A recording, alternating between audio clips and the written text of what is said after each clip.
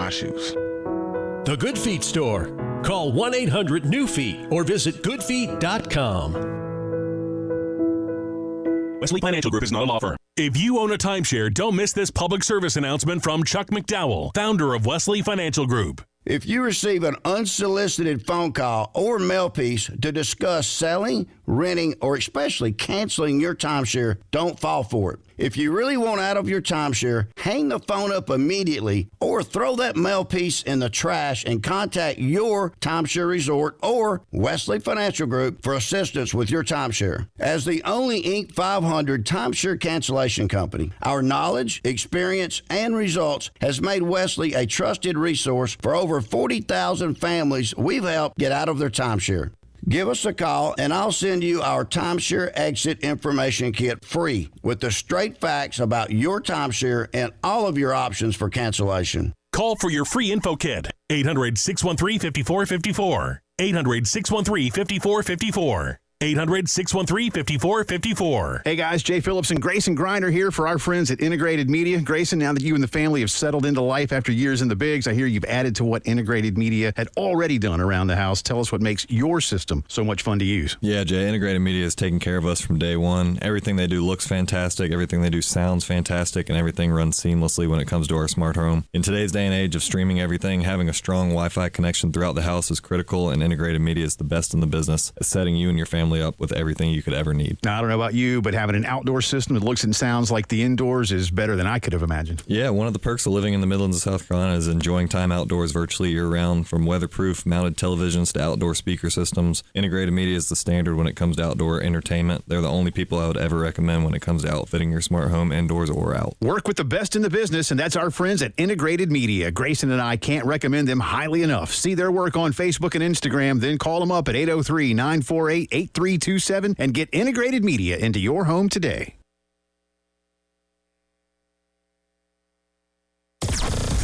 WNKT FM Eastover, Columbia. The home of the national champion, Gamecocks women's basketball team. Congrats, y'all. A Cumulus media station.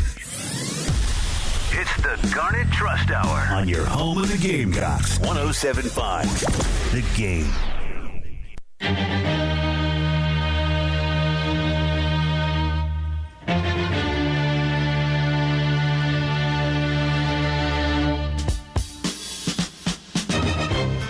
Welcome in. It's the Garnet Trust Hour, brought to you by Krantz Heating and Cooling. Tyler Head, Chris Clark along with you, counting down the days until kickoff. 4 more days. South Carolina at Old Dominion, 4:15 on Saturday. Finally get the season rolling. Finally can stop asking the questions about what this team is going to be this year. But at least for yesterday, we kind of got some questions answered about who's going to be at least in featured roles coming up this weekend, as the old depth chart finally came out later than usual yesterday afternoon. I had the theory that I feel like Steve Fink was just teasing all of us, that he had it ready to go and was just listening to us anxiously waiting for it to drop, so he kept delaying it later and later. We do need a commission investigation. I don't know if Fink would like to do our show. Maybe we could get him to come peel the curtain back on that a little bit. Fink, if you're listening. We can try. I felt like he was dangling the carrot. You know what I mean? It was either that. We're starving. We know it's there. Give it to us. Yeah. I could see him being like, you know, Wes and Chris have GC Live, the podcast at 2. Yep. We were going to talk about the depth chart. He's like, nah. Or maybe he didn't have it. Maybe he was sitting there waiting with anticipation. Maybe he was just like us, but, you know, sitting there doing the show with Terry. And I feel like last year it was, you know, sometime between like noon and 1-ish that it would usually drop on game week. So I'm just feverishly refreshing. Like, if I step away for 5 minutes, it'll be out. I want to jump on as soon as I could. And lo and behold, as soon as I get home and pull my phone out when I get in the parking lot, or do I look and see that it came out 10 minutes ago while I was driving? Oh, womp womp. Yeah, we were all doing that's typical. I mean, pretty typical. That's what happens. We were talking about, we were like, we're going to move up. Like, we had some depth chart related content we were going to run on Gamecock Central. Sure. And we're like, should we just go ahead and move this up? And Wes is like, yeah, I mean, that means it'll come out as soon as you do. It didn't know, actually. Yeah. It kind of took a while. But interesting stuff. It was a combination, I think. It will be funny, by the way, before we actually get to the depth chart. Shane Beamer talks today. Yes. You can hear that on the game, right, Tyler? You can, 1 o'clock right here on the game. 1 o'clock, it'll be streaming right here. Check it out. Players talk at noon, Beamer talks at 1. And, of course, he's going to be asked about the depth chart. I think he might preempt it and be like, the depth chart's out, guys. But he's probably going to say some version of y'all are already making way too big of a deal about it. It's like, well, you've literally told us who's starting and who's not. How are we not going to make a deal about that? I am, and I have some thoughts on that, too. I'm just thankful we got a depth chart. Clemson and Georgia, in advance of their week 1 game. Clemson and Georgia are having like when 8-year-olds argue with each other. Yeah. It's like they're having like a secret off. Like who can be I put on Twitter yesterday, like the team who has the most secrets going in will win.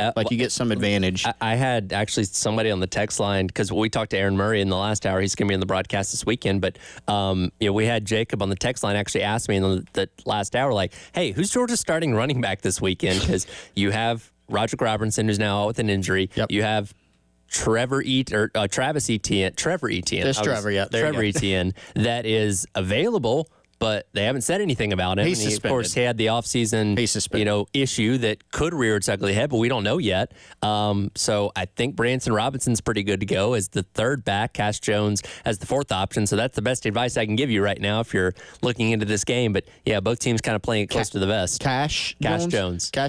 What about the Andrew Paul kid? Did he transfer, or is he still there? I think I can't remember. It's hard to keep up with how many 4- and 5-star backs that they have on the roster. So, yeah, that's a little bit of a question. But, yeah, Clemson and Georgia, I think it was in Clemson's game notes it came out, and it was just like Clemson's depth chart will be available on game day. Georgia's depth chart will be available on game day. I really don't know. You know what? This would be a good. Andrew Paul is at Jacksonville State now. Okay. Yes. There you go. Former highly rated guy. I actually considered Clemson and Georgia pretty heavily, by the way. I'm going to throw this question out for the Firehouse Subs text line, Tyler. I posed this on Gamecock Central the other day. By the way, Kickoff 24, promo code on Gamecock Central. You get a year for half off. Year long. Oh, thank you. If you were a coach, would you release a depth chart? There are 3 questions. Would you release a depth chart before the game? Okay. That has some level of seriousness. Sure. I don't mean release a depth chart with 72 oars on it. Yeah, just the roster, basically. Right. Like, here's the guys that are dressing for the game. Here are the guys Saturday. at every position. I don't want your travel roster. A depth chart with some semblance of trying to give some info. Sure. Would you have an open practice, at least? And would you discuss injuries at all? Right, injuries and suspensions. Kirby Smart is not. So those are my 3 questions. It got me to thinking about it because it was a big depth chart day yesterday. Sure. Carolina put theirs across all of college football. By the way, I think Tennessee took the cake with 34 oars on theirs. I counted. That's crazy. That's pretty remarkable. We'll have to count up South Carolina. They definitely had some oars. I promise we're going to dive into the depth chart. But those are the 3 questions. So Firehouse Subs text line 803-444-6100. Give us a call. Text in. I'm looking at 17 here for Carolina. 17 oars. Let us know if you were a college football coach. Would you put out a depth chart? Would you have an open practice? And would you discuss injuries/suspensions at all? There's some interesting responses on Gamecock Central. I think the biggest takeaway from this depth chart to me is the fact that we've been pronouncing a certain name wrong this entire offseason. What's that? Gage Larvadane. It's actually Larvadan. Larvadan. I knew that. But we've been saying Larvadane. Sometimes I say Larvadane. I have said Larvadan before. It's got the I at the end. Yeah. It's very interesting. But let's dive into the depth chart. Give us those, Firehouse Subs text line 803-444-6100. Let us know. Would you release a depth chart? Would you have an open practice? How would you conduct yourself if you're a coach? Sure, Are you doing the paranoid secret thing? Sure. Or are you not? In this day and age, I think the depth chart thing is a little bit crazy because honestly, I mean, I can see, we need to prepare for this guy or that guy a little bit more. But, I mean, if you've ever been in a college football coach's binder, if you've ever been in their office, they have these binders that I've, never even seen before. They're so thick. They have every bit of possible film. They've scouted everybody. Sure. Well, and I'm sure there's some analyst on the staff that's probably, in the case of, playing a team like South Carolina, probably scouring websites like Gamecock Central saying, okay, who are the guys they've been talking about this offseason that we need to keep an eye on to make sure that we're prepared for them when game number 1 rolls around? Like, they're not dumb. They know who they need to prepare for. And, diverting them with the depth chart, I don't think is really going to change anything. Which is, that's another problem, too. I think what you said is actually a reason why practices have begun to be closed down more across college football. We don't want info coming out from the practices about who did something good. Sure. Now coaches sometimes, I think Shane Beamer, for instance, you think back to his scrimmage press conferences, post-scrimmage press conferences, the 2 that he had this preseason, he actually gave some info. Michael Smith scored a touchdown. This kid looked good. We had a pick, whatever. He's given some information. Now, he's not coming out there saying, all right, guys, here's our breakdown. We're going to throw to him 5 times in the game on this play, this play, and this play. Right. He's not doing that. But there is kind of there's a paranoia across college football. And I just don't know. Now, if somebody shows me some data, I'll be glad to take it under consideration and change my mind. I don't know if being extremely secretive, I don't know if I've seen any evidence that actually leads to wins. I think paranoia is a good way to phrase that because, look, if you're coaching at this level, you're a smart guy. You know football, you know the ins and outs and everything like that. And I think every coach, from a belief within themselves that they can take an inch and stretch it a mile, like, well, if I give this other coach any kind of intel, then he's going to figure out my entire game plan. Yeah. That might be. It's my thought. Yeah, that's a good thought. Depth chart. Yes, as far as the depth chart, a couple things that people were pointing out that really really stuck out. You got Juju as the second listed running back as the or with Oscar Attaway. Now, Juju, again, is the most senior guy in that running back room that's been on this roster for the past couple of years. We saw him, be featured a little bit more towards the end of the season. Obviously, in the pass game, that's kind of his MO there before he got injured against Vanderbilt. So it kind of seemed like Dow Loggins was learning how to use them a little bit more before he was lost for the season. And then you have JT Gear listed as one of the top guys at the other edge spot as an or with Brian Thomas Jr. And talk about somebody that we have not talked about, I don't think, at all this entire offseason. Yeah. So that's certainly surprising. And I think Wes referenced this the other day. Sterling Lucas, when he has said, I think he said it at Media Day, talking to some of the guys. He might have told other people. I know he said it when we were over there at his table. I got like 6 or 7 guys. I think he said 7. And, you kind of chuckle. Sure. The entire room. But it's like, no, seriously. And look, we did know that there's more guys would play this year and that they have built up more depth. But I think in that context, here was my expectation with Edge, right? Let me pull it up here. At Edge, I thought we would have a situation where it was going to be Kyle Kennard, who is listed as a starter. Yep. And then I thought the other one would be probably Gilbert Edmond as a starter. Okay. Well, instead, you've got Kennard or Gilbert at one spot, and then the other spot you have JT Gear or Brian Thomas Jr. Now, Brian Thomas Jr., he's been a forgotten man. He was a starter last year, started 6 games. Sure. So Carolina's staff considered him a starter or a co-starter. He's put on some weight this offseason, so I'm not super surprised that he's a starter or an or.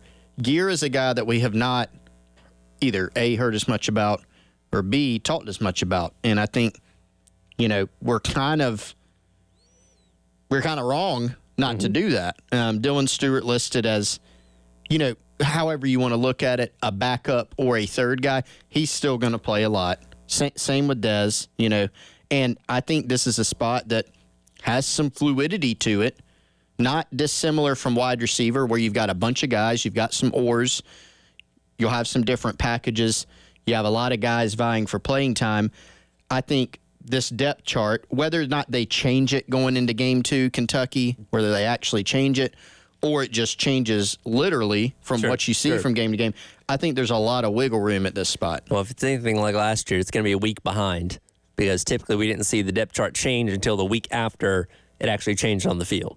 So this is going to be your only instance where I think it's going to be ahead of whatever happens in the game that it precedes. Yeah, I think just don't be surprised if Dylan Stewart gets some PT against Old Dominion and, hypothetically, he has a great game. Sure. You don't think he's going to play more the next week? Yeah, of course he is. Well, so it just depends. And that's where so many of these spots, I think, are kind of sitting right now where, yes, this is what we have going in game number one, but the performance on the field is going to probably change this around a lot, particularly when we talk about a spot like wide receiver, which we'll dive into coming up next, because I think that's the one spot we were most intrigued with going into the step chart being released yesterday. So we'll dive into that coming up.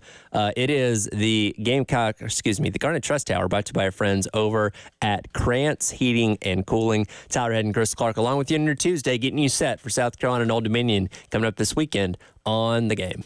107.5 The Game. In Columbia. 100.5 The Game. In Florence. 100.3 The Game. In Myrtle Beach. The Game Network. Carolina Calls with head coach Shane Beamer. Thanks to everyone for coming out. What an awesome crowd on a Thursday night. This Thursday at 6 p.m. on The Game.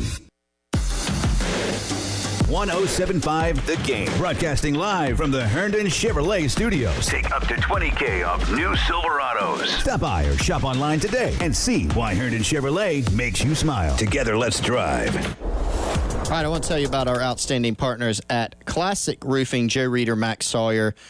Longtime roofers right here in the Midlands, families that live right here in the Midlands. They can get the job done for you. 7% of roofers nationwide are GAF certified. And that is our friends at Classic Roofing. They are also GAF certified. That means you'll be hiring a company that's proven themselves capable of providing high-quality work each time, whether it's commercial, whether it's residential. They are here for all your roofing needs. They can do roof inspections. They do that with drones a lot. Really cool. You can go to their website, classicroofingsc.com, to see more of their process, to learn about what they can do for you. Roof inspections, roof installations, roof replacements, and roof repairs. Give them a call today, 803-590-7870, or again, classicroofingsc.com. They can give you a free estimate from a GAF certified roofer. Reliable company right here in the Midlands, classicroofingsc.com. There's no better place to be on a fall Saturday than at Williams-Brice Stadium. Single game tickets for the 2024 Gamecock football season are on sale now. Discounted single game tickets are also available for first responders, teachers, military, and more. To see what's planned for the 2024 season and to purchase tickets, visit GamecocksOnline.com/2024. Whatever the game, whoever you're with, just catch a game. From lazy days and spontaneous adventures to revving up and reconnecting, you can almost feel the excitement building, the road ahead, and a whole new season of possibilities. It's back to cool time right now at Love Chevy with amazing savings on a lot chock full of brand new Tahoes, Suburbans, and the totally redesigned Chevy Traverse. A bolder exterior design, turbocharged V6, best-in-class cargo area, plenty of space for the team and the tailgate. Speaking of football, every day is game day at Love Chevy, where it's all about the fundamentals, honesty, integrity, and straight talk. No ridiculous add-on stickers like the other guys. And who could forget about Love Chevy's $1,000 low price guarantee? Get back to cool today at South Carolina's #1 volume Chevy dealer, I-26 at Harbison, and at lovechevy.com. Together, let's drive. That's the power of love. Love Chevy. Did you know you could use your body's own healing properties to revitalize your achy joints? I didn't. Well, guess what? The good folks at QC Kinetics can help you with real lasting pain relief. Hey, it's Preston Thorne, and I'm talking about regenerative medicine at QC Kinetics. QC Kinetics has new medicine, and I'll tell you what, they didn't have this way back in the days when I used to play. Go all the way back to 2004. If you had a torn ACL, that was it. But now the good folks at QC Kinetics can give you solid new advice and help you enhance your joints, improve mobility, and get back to doing the stuff you love. I wish I would have had this way back then. You can enhance your joints and improve mobility and get back to doing the stuff you love, whatever that is, playing ball, playing with your kids, walking, or just getting out of a chair. Without pain and without drugs, no surgery, and especially no downtime. Call them up for a consultation. It's totally free. Give them a call at 803-281-6860. That's 803-281-6860. Powered by Integrated Media, The Game TV. Sponsored by Shepherd's Glass, a true reflection of quality. The Game TV. Sponsored by Shepherd's Glass. What you're talking about. Sponsored by Love Chevy. It's back to cool season with big-time savings on Tahoe Suburbans and the all-new Chevy Traverse. I-26 at Harbison and at lovechevy.com. Together, let's drive.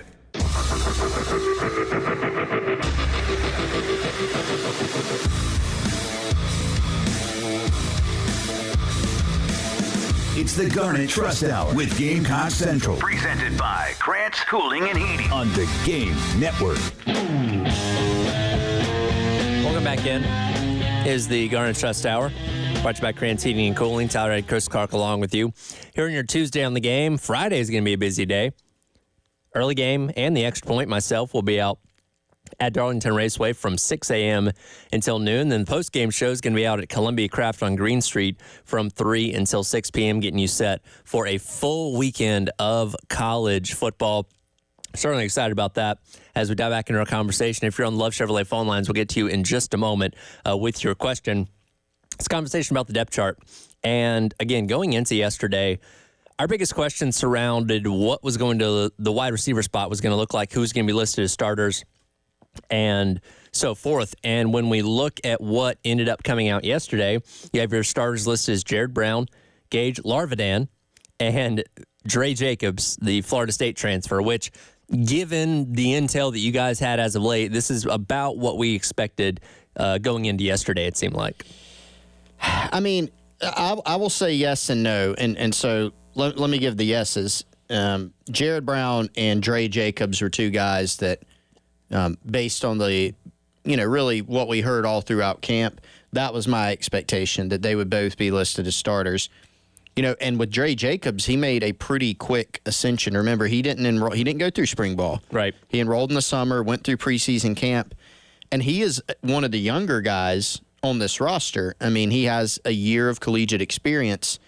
And so I think we all thought, or I'll say me, I kind of wondered, hey, is he going to be able to make that big of a move with several other transfers that are more experienced than him, plus some other guys on this roster with past experience? Very talented, but will he be able to pass them? Well, he answered that in a resounding way in camp. He made a lot of plays in preseason camp and practice and the scrimmages, according to what I heard. So this is very much what I expected. Now, the other receiver spot here, because there's three listed, is Gage Larvidan, but three oars. So Mazio Bennett, Luke Doty, Peyton Mangrum. And it's interesting that 9 guys are listed on the depth chart. Yep. That's what Shane Beamer has said that they will probably travel. Right. So this is your top 9. From here, you kind of got to get down to a top 6. What's that look like? Well, we'll see. I think, again, similar to the edge conversation, there'll be 3 guys that roll out there as starters against ODU. The 3 starters in game 2 could be completely different. Maybe one of them's the same. Maybe 2 of them's the same. Maybe it's all 3. Yeah. It kind of depends on what happens in the game. Who blocked well? Who got open? Did you catch the ball consistently? Did you win 50-50 balls? I think there's a lot of, different factors that they'll measure. This has been, in a lot of cases, a pretty close competition. That Larvidan slot, where it's or Mazio Bennett or Luke Doty or Peyton Mangrum, that's probably been the closest one. Now, we know that Larvidan was banged up a little bit during spring, minor stuff, but that's one reason we didn't hear as much buzz about him during preseason camp as we heard during the spring, when he was probably the best receiver on the roster. But Jared Brown and Dre Jacobs, who was a summer ad, those guys made a lot of plays in preseason. Now, the one thing that I did think, Tyler, when you look at, I got through the first 2, you see, okay, Jared Brown, okay, Vandrevius Jacobs. I was kind of expecting to see that next receiver slot be possibly a bigger guy. Okay. Right? So like a Nick Carber or Delvon Campbell, who are listed behind Jared Brown. I kind of wondered, would South Carolina go ahead and structure that to get more size on the field? They could still do that. It's just a depth chart. Sure, yeah, and you're going to mix and match receivers, and I'm sure there's going to be a lot of variety just in the first couple of drives alone for Saturday against Old Dominion. So I think we'll see plenty of Nick Harbor and Devon Campbell, but it is worth noting the fact that neither one of those guys found their way into being one of the starters. And I go back to something that Terry and I talked about yesterday when we talk about this wide receiver room and what we've heard from Beamer, what we've heard from Dow Loggins is, well, nobody really has separated themselves yet. And it's this, even competition across the board. And there's kind of two ways to look at that. Is it everybody's just so good we can't decide, or nobody's really good enough to set themselves apart from the pack? Like, which way do you lean when we kind of talk about that? Yeah, I mean, and not to paint an overly negative picture, I think the way that Loggins categorized that, and also when you put it into context with what we've heard, is different than saying that's a deep room, right? So contrast what he said about receiver with what the staff has said about defensive tackle or linebacker. Those are spots where they really feel good. I mean, Beamer said, hey, we feel like we got 6 guys at defensive tackle. We feel like we got 6 guys at least at linebacker. At wide receiver, you have guys.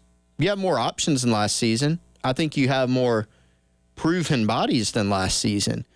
But when you say it, it's different to say nobody separated themselves. It's a little different than saying we've just got such great competition there. It's going to be, we don't know who's going to play, like we're going to rotate guys in and out. Sure. It's just being characterized differently. Then you kind of go with, you pair that with what you heard during the preseason. And look, it's a question mark. It's a question mark position. It might end up playing out that way. It might end up being better than you think quickly. Right. It might end up being a big concern. We'll just have to see. It's a question mark. It's very fair to call it a question mark. Sure. And I think, do they have some guys that are capable? Yes. But I do think in preseason camp, there are some inconsistencies at this position, kind of like, kicker's another one, right? Mm-hmm. Inconsistencies. Do you have some options? Yes. Do you have more depth than last year? Yeah, I do think so, in terms of guys that could possibly get it done. Sure. But we're now at the point where you got to go roll some guys out there during the game and go see who are the best guys. And then not only find your guys, but can you find some guys that can make an impact in game? Right? Like that was a problem last year. Xavier Legette made a huge impact in games. Other than him, you didn't have threats. Sure. Consistent play every down threats at receiver, and that's really what they need to find. Now, I don't think they're going to have an elite wide receiver room this year, but can you be pretty good there? Can you make some strides throughout the year? Can you develop throughout the year? I think that's the key. Speaking of questions, injury is always going to be a question. Let's head out to the Lever Chevrolet phone lines. Calhoun has a question about injuries. Appreciate your call. What's on your mind this morning? Hey, guys, I really don't have a question. I just have a statement on it. College football is different. NFL, you have to give disclosure because they just with their collective bargaining, you have to release like the details of stuff and, just how the NFL is. But in college, I wouldn't. You don't release it. You hold back a little bit on it because you don't know if someone's tweaked up and it's early in the season, and you don't release that kind of information. You just say, so and so's banged up. Unless they're out, they blew an ACL or an MCL, they're out. So people are going to question it. But when someone's hurt or just a little bit banged up, and no, you don't sit in there. You just say, all right, so and so's off practice for today, but because usually what happens is everyone sits there and goes, why wasn't so-and-so practicing today? And the reason why is because he's banged up. But, I mean, maybe he's not going to play, but in college, you don't got to disclose it. So you better well damn hold back, because if they know someone's going to be tweaked up in their leg or knee, or, they got a hip pointer or something, then you're a target on defense, or offense. They know that they can do something else. No, absolutely. Appreciate the call there, Calhoun. That goes back to the question that, Chris posed a little bit earlier on what information, if you were a college football coach, would you release? And, if college football is not requiring you to tell them anything about your injuries. Now, the SEC is a little bit different this year where they are requiring those injury reports before the game itself. I think that has a lot to do with betting more than anything else. But still, they are requiring them to a degree just, a handful of hours before kickoff now, as opposed to nothing technically in years past. That's right. So that changes a little bit, but it's not nearly as efficient and required as what the NFL does. Do you think they can put the SEC coaches, can they put he's got a leg on there? He's got a body. He's got a lower body or an upper body. I think the thing that makes fans upset is when it's not really you get to game day and a guy's out and you're like, well, I hadn't heard anything about that. Well, there's a reason for it, to Calhoun's point. I think fans get the most upset when a coach says in a press conference, we should probably get him back in a week or so. He'll probably be all right. And then, he doesn't play the rest of the season. People don't like that. Right. But I was just curious. It's just one of those things. I mean, generally college football has gone more toward holding injuries back. Some coaches talk about it more than others. Closing practice. It's gotten more closed off over time. Now, looking at this, because it was a couple weeks ago when the report came out that they were moving towards this, I don't think we've ever gotten an official word on that being a rule as of yet, have we? I didn't think so. Yeah, I think it's just been talked about. Yeah, I don't think it's actually a set in stone rule just yet. So maybe that'll start with SEC play here in a couple weeks. But as of right now, that has not officially been put into use just yet. Interesting. So, for sure. We'll come back. We'll continue on with this conversation. Kind of let Chris restate what he posed a little bit earlier. Let's wait on the Firehouse Subs text line 803-404-6100 as the Garden Trust Hour, brought to you by Krantz Heating and Cooling, rolls on your Tuesday here on The Game. The Game Network in Columbia. 107.5 The Game. In Florence. 100.5 The Game. In Myrtle Beach. 100.3 The Game. Ever been on this date? You're a good-looking man. Thank you. Very pretty. Real soft, delicate features. They're real feminine. And thought, man, I'd rather be listening to The Game right now. Welcome in to the afternoon show. Alongside Elijah Campbell, I'm Jay Phillips. Well, just go to iTunes or Google Play and download the Game app. Sure, you may no longer be with that person anymore, but you'll never be without the game again.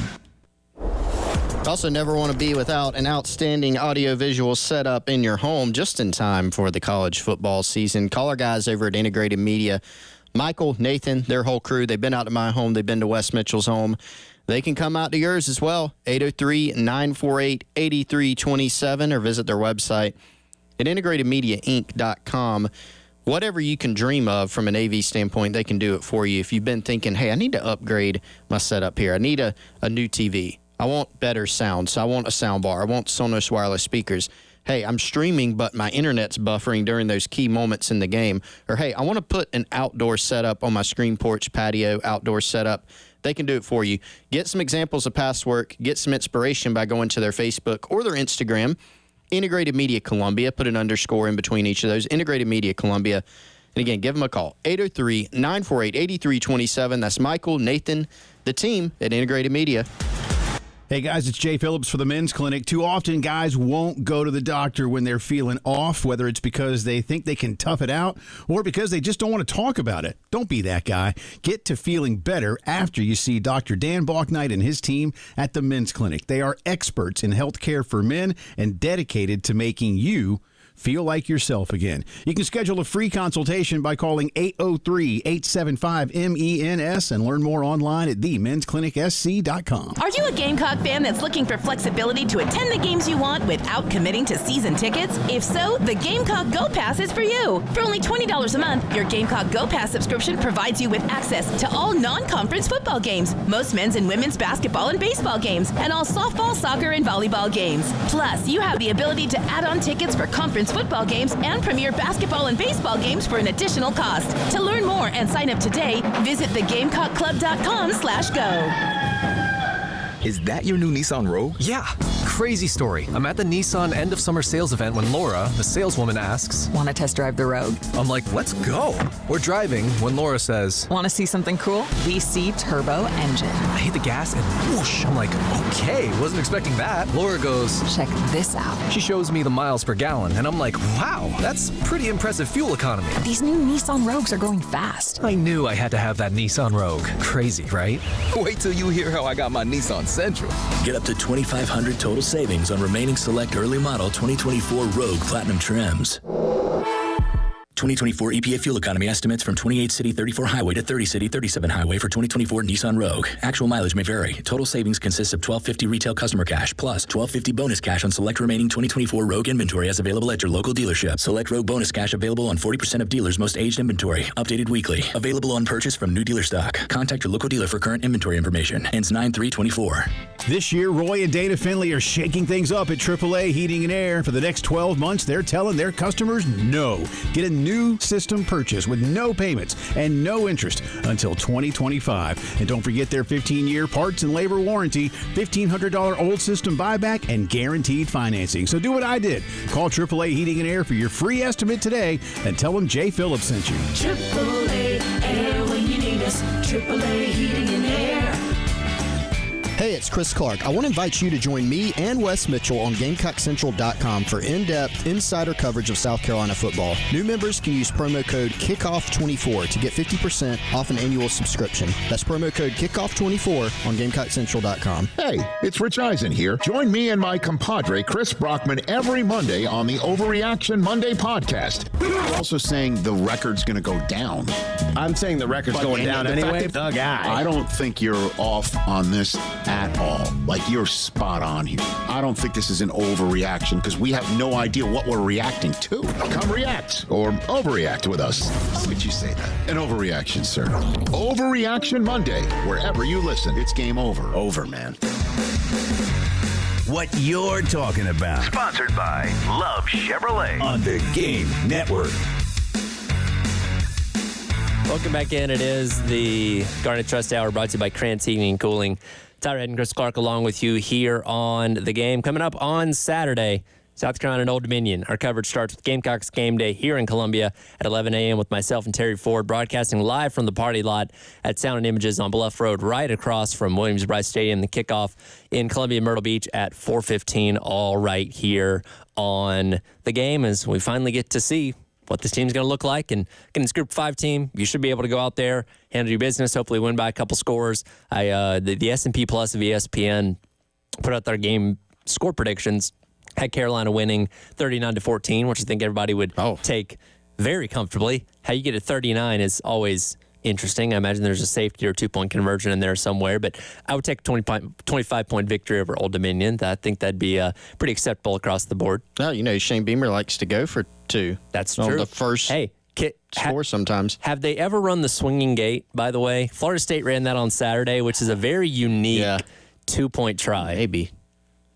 I feel like they might have. I have to go back in the vaunted Limbo Library. I think McNeese ran it against Tarleton State too. So 2 of the same play in one day on week 0. Fantastic. That's unique. Another reason why everybody should watch week 0, which we finally got West to, believe it or not. Yeah. Well, we posed the question a little bit earlier about information you would give out if you were a head coach ahead of not just week 1 matchup, but any matchup in general. Mm-hmm. KT from Lexington says, no, I wouldn't give other teams any information, which, I mean, that makes a lot of sense. And if nobody's making you do it, like, again, the NFL has mandates on what you have to give prior to a game. A lot of that does have to do with gambling at the end of the day. But there's a lot of information that is known going into an NFL game that's not always known going into a college football game. There is. I mean, and I was just genuinely curious. I mean, that has been, it's funny because I think people get frustrated by that. Sometimes in the media, we even get, like I would love, I'll be honest, I'd love to go out and watch a practice. Oh, of course. Watch the whole thing. Actually see something other than guys catching kicks and punts. And we did get to see, and that is we always say that, but the last preseason practice that we got to see, which is in I think mid-August, we did get to see some things. It wasn't, wasn't just snapping and holding and guys catching punts off the jug machine. We got to see a little bit, but I do think that practices would be cool fan events. Oh, sure. Have a scaled back practice. Well, like the NFL does, a lot of teams do like an open training camp where they'll go to local high school, invite fans out. And again, they're not doing anything elaborate. It's very vanilla. They're just running through the motions, and it's more for the show more than anything else. But it's a cool fan type of event that, man, if you did one of those in Willie B, 2 weeks before the season started, that'd be great. Tons of fans have autographs afterwards or whatever it may be. Like, it'd be a cool fan event to do. Well, that plus, in the media, we are tasked with trying to accurately portray the team. We try to accurately portray it. Sure. We don't try to be certainly overly negative. We don't try to blow smoke and be overly, we try to say, that's what we do. You're trying to report what is happening. Report what is happening. Yes, we give opinions. Some of our opinions are wrong, for sure. Some of them might be right every now and then, hopefully. But I think to get a better sense about a team, you never know until the games actually kick off. Sure. We're going to come in here Monday after the ODU game. We're going to have some takes. Are they going to be really excited or really frustrated? We're going to have some takes, and those opinions, we'll have to learn more in week 2 against Kentucky and more in week 3. It'll kind of be an ongoing process, but I think one of the reasons why we have a harder time pegging things across college football is people don't get to watch as much. Sure. And that's fine. Like, I get it. That is the direction college football has gone. And when you are a coach nowadays, that is kind of, I don't want to say there's pressure, but, there's not many coaches that just walk in and say, you know what, I'm opening every practice. Yep. Nobody else does it, but I'm going to do it. You don't see that a lot. And sure. So I get it. I would like to see, I definitely get the injury stuff. I think, again, to go back to what I said earlier, fans get upset if they feel like coaches are being disingenuous with saying this guy will be back next week, he'll be fine, and then he's out for 6 weeks. Sure. People don't like that. For sure. We've been doing this here the past couple weeks, getting insight into opponents for South Carolina in 2024. Going to do that coming up next to wrap up today's edition of the Garnet Trust Hour, brought to you by Krantz Heating and Cooling. Neil McCready from Rebel Grove covers Ole Miss.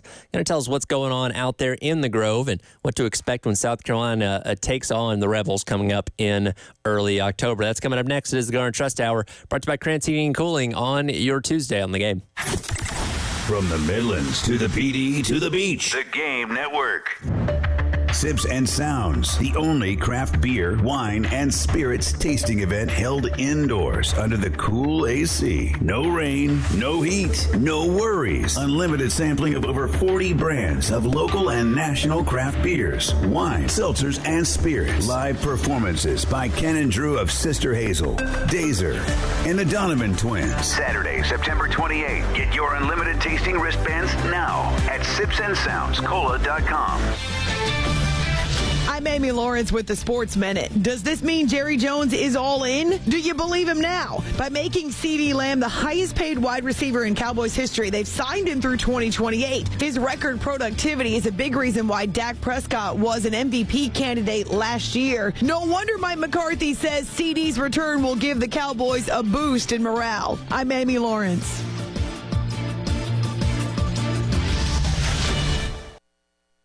Fall's coming, you have a lot to prepare for. Back to school, family gatherings, and staying on top of your health. The virus that causes COVID-19 continues to evolve, so this fall make a plan for COVID-19 vaccination. Ask your doctor to learn more. Sponsored by Pfizer. Right now at Wendy's, you can get a small Frosty for $1. And literally everyone is going. The car behind you, going to get a $1 Frosty. The car ahead of you, already had one, going for a second. The person who cut you off earlier, you guessed it, $1 Frosty. Maybe it's all a sign for you to go get one. Just don't cut anyone off. No one likes that person. The iconic Frosty for $1? Gotta be Wendy's. Limited time only at participating U.S. Wendy's. Not valid in a combo. Prices may be higher in Alaska, Hawaii, California, and via third-party delivery. Fall's coming. You have a lot to prepare for. Back to school, family gatherings, and staying on top of your health. The virus that causes COVID-19 continues to evolve, so this fall make a plan for COVID-19 vaccination. Ask your doctor to learn more. Sponsored by Pfizer. Do you have sagging, soft, or bouncy floors in your home? Well, this could be a sign of rotten wood caused by moisture in your crawl space. Damaged wood in your crawl space can affect your home's foundation, and that can affect your home's value, and nobody wants that. Say goodbye to sagging floors and hello to a stable foundation. Contact Canty today for your free inspection at 803-424-8380 or visit cantycanfixit.com. The Carolina Jackpot $5 scratch-off ticket is back, giving you a chance to win up to $200,000 while supporting future Gamecocks. And level the playing field with the Second Chance promotion for another shot to win $50,000, $75,000, or $100,000. Let's show them what we're made of, Gamecocks.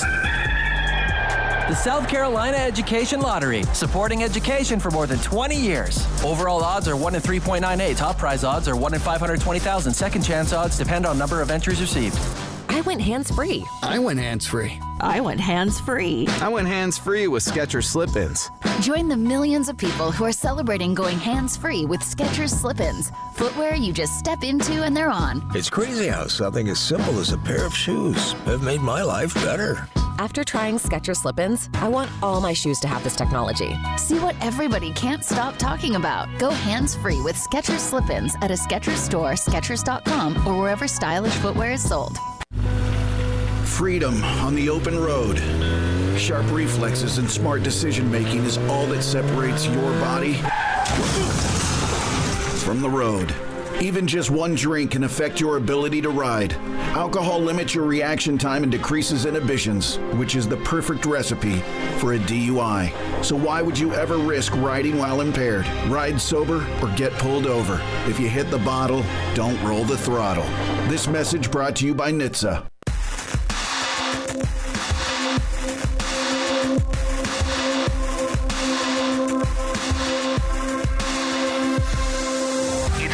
Trust Hour with Gamecock Central. Presented by Grant's Cooling and Heating on the Game Network. One. Don't touch my V-neck sweater. 1 and 2 and a 1, 2, 3.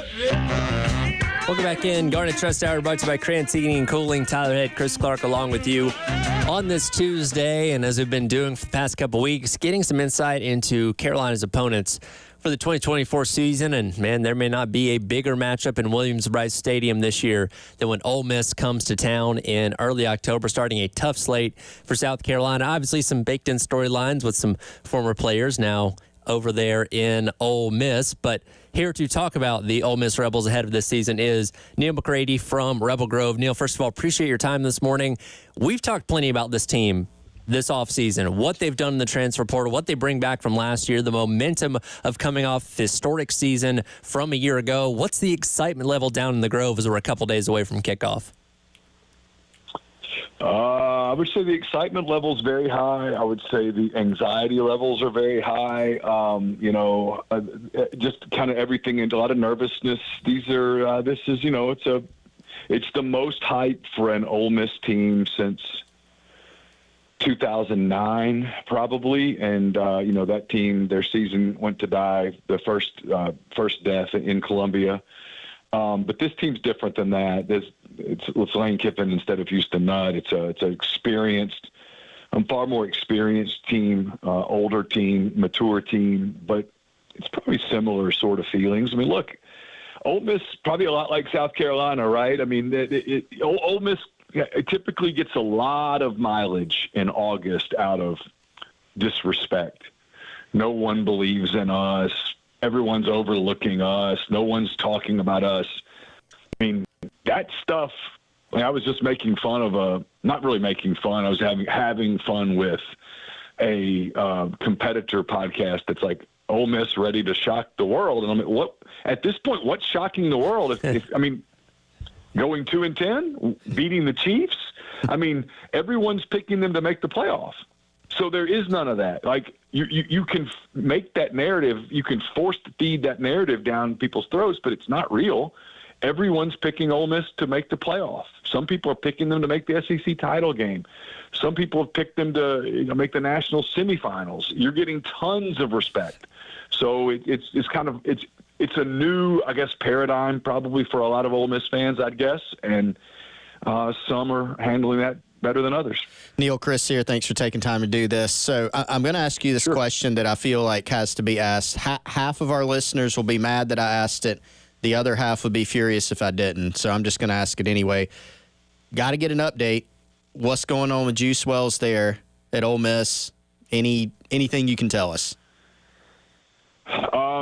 He was held out of a lot of drills early in camp while I guess he was still sort of healing.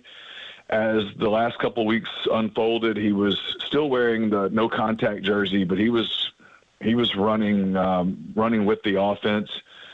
I don't know how much he will play early. Ole Miss, kind of the early portion of their schedule is all non-league and it's pretty friendly. But look, he is, if he's healthy, and he appears to be, he is going to be a really big part of what they try to do offensively. And talking to Neil McCready from Rebel Grove, looking ahead of the Ole Miss game, which is coming up for South Carolina in early October. You mentioned that easy slate for Ole Miss to open up the season. Furman, Middle Tennessee, at Wake Forest, and then Georgia Southern before they start their SEC play with Kentucky the week before South Carolina. What, if anything, are you still going to be asking questions about when that Kentucky game rolls around in late September that you may not necessarily know playing weaker opponents in those first 4 weeks? Yeah, sure. I mean, we're going to be asking questions about are you good enough on the offensive line to be an elite team? They were good enough on the offensive line last year to be a good team, but they were not a good enough team offensively on the line to handle Alabama, to handle Georgia. There were a couple other games that got a little iffy at times last season. I mean, they had an 11-2 season, but there were 2 or 3 games that could have easily kind of gone the other way, and they've got to be better up front. We probably won't know that after they play Middle Tennessee and Wake Forest, for example. I mean, nothing against those programs, but you're just not really going to know answers to it. And you probably won't really know whether the loss of Quinshon Judkins, just how much that hurts early in the season. You probably can get away with that against Furman, against, Wake and Middle Tennessee and Georgia Southern. But, when you play a Kentucky, when you play a South Carolina, when you play an LSU, those kind of absences become far more palpable. So those are some of the questions that I think we'll have, and I think they'll be legitimate. I mean, I think four games into the season, this team's going to be 4-0. It's probably going to be ranked somewhere around 5th in the country, and yet I think there will be a legitimate, question out there. Well, just how good is this team? They haven't played anyone yet. They'll settle that because at some point they're going to play a really difficult schedule, and they've got to go play hard SEC games on the road. They've got to play Georgia. They've got to play Oklahoma. They've got to go to LSU. They've got to go to Columbia. They've got to go to Gainesville. They've got to go to Fayetteville, where they haven't won since 2008. So, I mean, if this team's going to be as good as we think it's going to be, it's going to earn it. But we won't know a month in. Neil, tell us a little bit about the rest of the league. I mean, we've talked about Ole Miss, but I always like getting your perspective on the league. You've covered it for a long time. Give me a team that you think is overrated, and then a team you think might be as underrated that we get to the end of the season, you're like, wow, that team's a lot better than I thought they might be. Yeah, I think the league's really good. Yeah, I really do. And I mean, like the overrated part, I mean, the cop-out answer would be like Missouri, but I don't think they're overrated, Chris. I really don't. I think they're legitimately good. Here's the thing is that we're going to do this hot take thing at the end of the year because one of these teams that we think is going to be a playoff team is going to lose 3 games, and we're going to go, see, they sucked. And it's going to be, no, it wasn't that. It was just there's going to be, I think, a lot of games that come down to 1 or 2 possessions and maybe a health situation here and there, a call, anything, right? And I think the margin between making the playoff, not making the playoff is going to be razor thin. I think the margin between being a 9-win team and a 7-win team is razor thin. I'll give you some teams that I think we're sleeping on. I think we're sleeping on Texas A&M. They don't have any of those distractions they had a year ago. If they could somehow beat Notre Dame Saturday, if you look at their schedule, they could get off to a really hot start. That is a talented roster. I think the quarterback, Wegman's good. I think we're sleeping on them. I think there's the temptation to go, well, Arkansas is going to be horrid. I don't think they're going to be just absolutely horrid. They might be a little better than that. They're going to have Bobby Petrino actually getting to call the offense as opposed to at A&M last year where Jimbo did that idiotic thing where he hired Bobby Petrino and then said, you have to run my offense. Dumb. I think Florida's going to be a little better than people think they're going to be. I covered Hugh Freeze for a long time. His second-year teams are usually pretty good. He's got a little more experience at quarterback now with Thorne. Thorne sort of knows what he wants to do. I think there's a bunch of those teams. I just don't think the league has much bad to it. I think Vanderbilt will be bad. I think there's a real chance Mississippi State's bad in Jeff's first year there. But, man, everybody else, I've talked about this with Ole Miss's schedule, and it's a long-winded answer, but a lot of Ole Miss people look at the schedule and it goes 3 games. There's LSU, Oklahoma, Georgia. And I get why you do that, but I'm like, man, that Kentucky game has a chance to be scary. I have a lot of respect for what Stoops has done over the last decade or so. That South Carolina game for Ole Miss is sandwiched between Kentucky and LSU. LSU doesn't play that week. If LSU's undefeated, if they beat USC, they're undefeated, and Ole Miss is, let's say, 5-0 when they come to Columbia, there's going to be so much national hype already starting on Ole Miss and LSU, understandably. But then you got to go into Williams-Brice and win, and that's a hard place to win. Later in the season, Ole Miss has a game at Arkansas that's sandwiched between a home game against Oklahoma and a home game against Georgia. I mean, if they're still a playoff contender at that portion of the season, people are going to start hyping that Georgia game. People are going to hype that Oklahoma game. And it's going to be super easy to be sort of asleep when you go into Reynolds Razorback Stadium. And Ole Miss hasn't won there since 2008. It's just a lot there. I mean, I think there's lots of pitfalls on their schedule and probably on everybody's schedule. But I think if you ask me to name an overrated team, I'd probably go Tennessee just because I kind of question the young quarterback and their defense. And underrated, I probably would go Texas A&M. But, man, there's a bunch of candidates. It's going to be a fun season. Certainly going to be keeping our eyes on Ole Miss, and that game in early October should be a fun, rowdy environment here at Williams-Brice Stadium. Appreciate your time, Neil, and I'm sure I'll be checking with you down the line as well.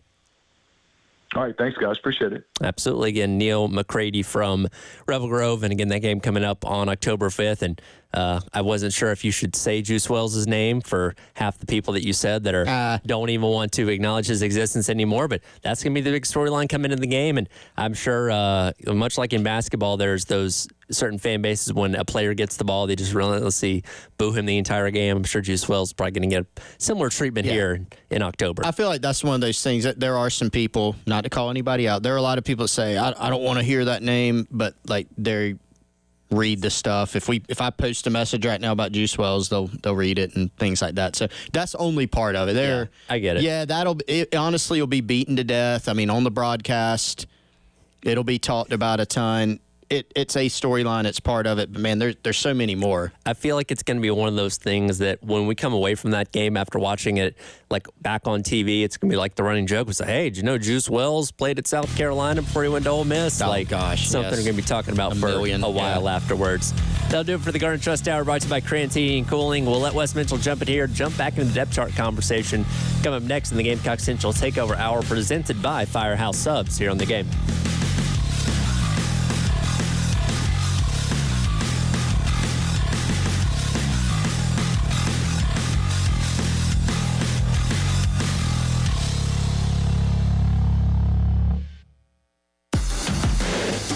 .1075 The Game. Broadcasting live from the Herndon Chevrolet Studios. Take up to $20,000 off new Silverados. Stop by or shop online today and see why Herndon Chevrolet makes you smile. Together, let's drive.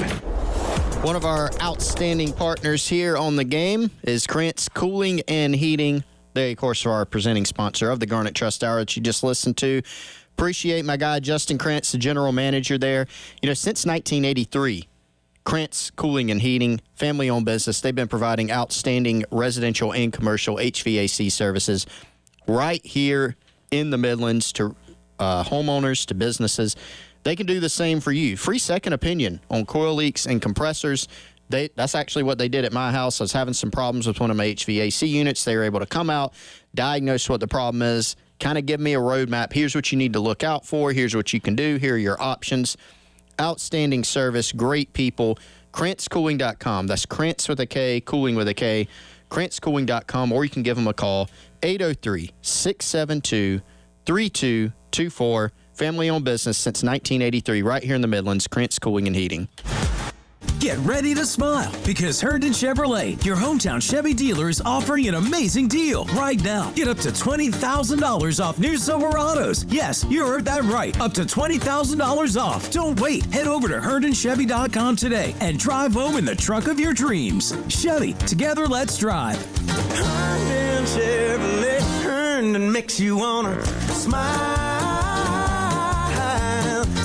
Call 803-510-5447 for complete details. Do you want to transform your outdoor space? Look no further than Make It Rain Irrigation and Landscapes. Specializing in all aspects of landscape construction, enhancements, and outdoor entertainment, they offer a wide range of services to make your outdoor dreams a reality. From outdoor lighting for homes and businesses to hardscape design and build, including outdoor kitchens, water features, stonework, and more. No rain, no pain. Call Make It Rain Irrigation and Landscapes today at 803-673-6337 or online at makeitrain803sc.com. Enjoy Gamecock football Saturday at Columbia Craft Brewing Company on Green Street. Whether the game is home or away, Columbia Craft can be your tailgate headquarters. Enjoy a tasty treat from their lineup of local food trucks with any of Columbia Craft brews. Locally owned and operated, the enthusiasm Columbia Craft drinkers have for game days is awesome. Be there each Saturday to experience a new kind of tailgating. Columbia Craft is proudly distributed throughout the Midlands by KW Beverage. To try some of the brews handcrafted in Columbia, go to kwbeverage.com and hit the product hunter to find locations. Hey guys, Jay Phillips and Grayson Griner here for our friends at Integrated Media. Grayson, now that you and the family have settled into life after years in the bigs, I hear you've added to what Integrated Media had already done around the house. Tell us what makes your system so much fun to use. Yeah, Jay, Integrated Media has taken care of us from day one. Everything they do looks fantastic, everything they do sounds fantastic, and everything runs seamlessly when it comes to our smart home. In today's day and age of streaming everything, having a strong Wi-Fi connection throughout the house is critical, and Integrated Media is the best in the business at setting you and your family up with everything you could ever need. Now, I don't know about you, but having an outdoor system that looks and sounds like the indoors is better than I could have imagined. Yeah, one of the perks of living in the Midlands of South Carolina is enjoying time outdoors virtually year-round. From weatherproof mounted televisions to outdoor speaker systems, Integrated Media is the standard when it comes to outdoor entertainment. They're the only people I would ever recommend when it comes to outfitting your smart home indoors or out. Work with the best in the business, and that's our friends at Integrated Media. Grayson and I can't recommend them highly enough. See their work on Facebook and Instagram, then call them up at 803-948-8327 and get Integrated Media into your home today. Hey, this is Ray. And Mary Ann with Absolute Glass. We've been blessed to serve the Midlands glass needs for 20 years. We have been fortunate enough to help thousands of customers with the best glass service in town and our store and all over the Midlands. Sure, we can fix your windshield, usually at no cost to you. But at Absolute Glass, we can also care for all your other glass needs too. Home windows, shower doors, tabletops, shelving, storefronts, and all your commercial needs. Contact us at 803-951-7200 or at AbsoluteGlassInc.com. Just remember, if you can see through it, we can do it.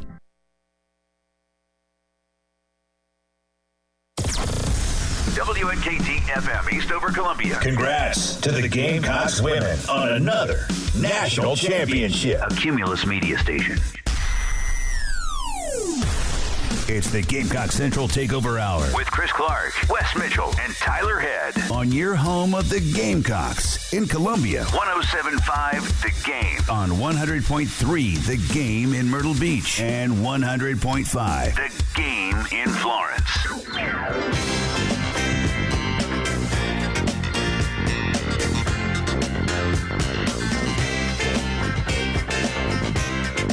11 o'clock on your Tuesday morning. Welcome in Gamecock Central Takeover Hour presented by Firehouse Subs. Tyler Head and Chris Clark. Now joined by Wes Mitchell as we navigate our way through game week, 4 days until South Carolina squares off with Old Dominion 4:15 on Saturday at Williams-Brice Stadium. And Wes, yesterday we teased it plenty. The depth chart finally getting released, maybe a little bit later than we thought it was going to, but it finally comes out, and Chris and I kind of dove into some of the more intriguing things that came away from this yesterday, what stuck out to you the most about the depth chart that we saw yesterday? Yeah, I must have hit refresh like 100 times just waiting on this thing. And I'm actually not even kidding or exaggerating.